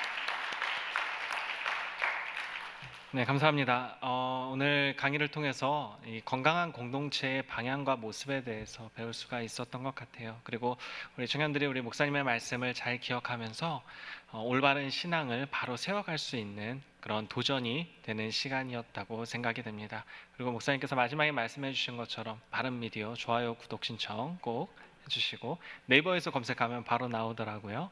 네, 오늘 강의해 주신 우리 조인든 목사님 나오셔서 축도해 주시고 우리 예배를 마치도록 하겠습니다.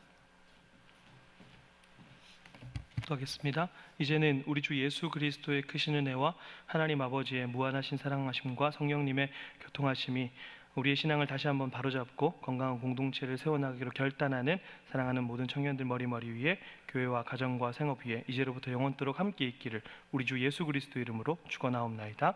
아멘.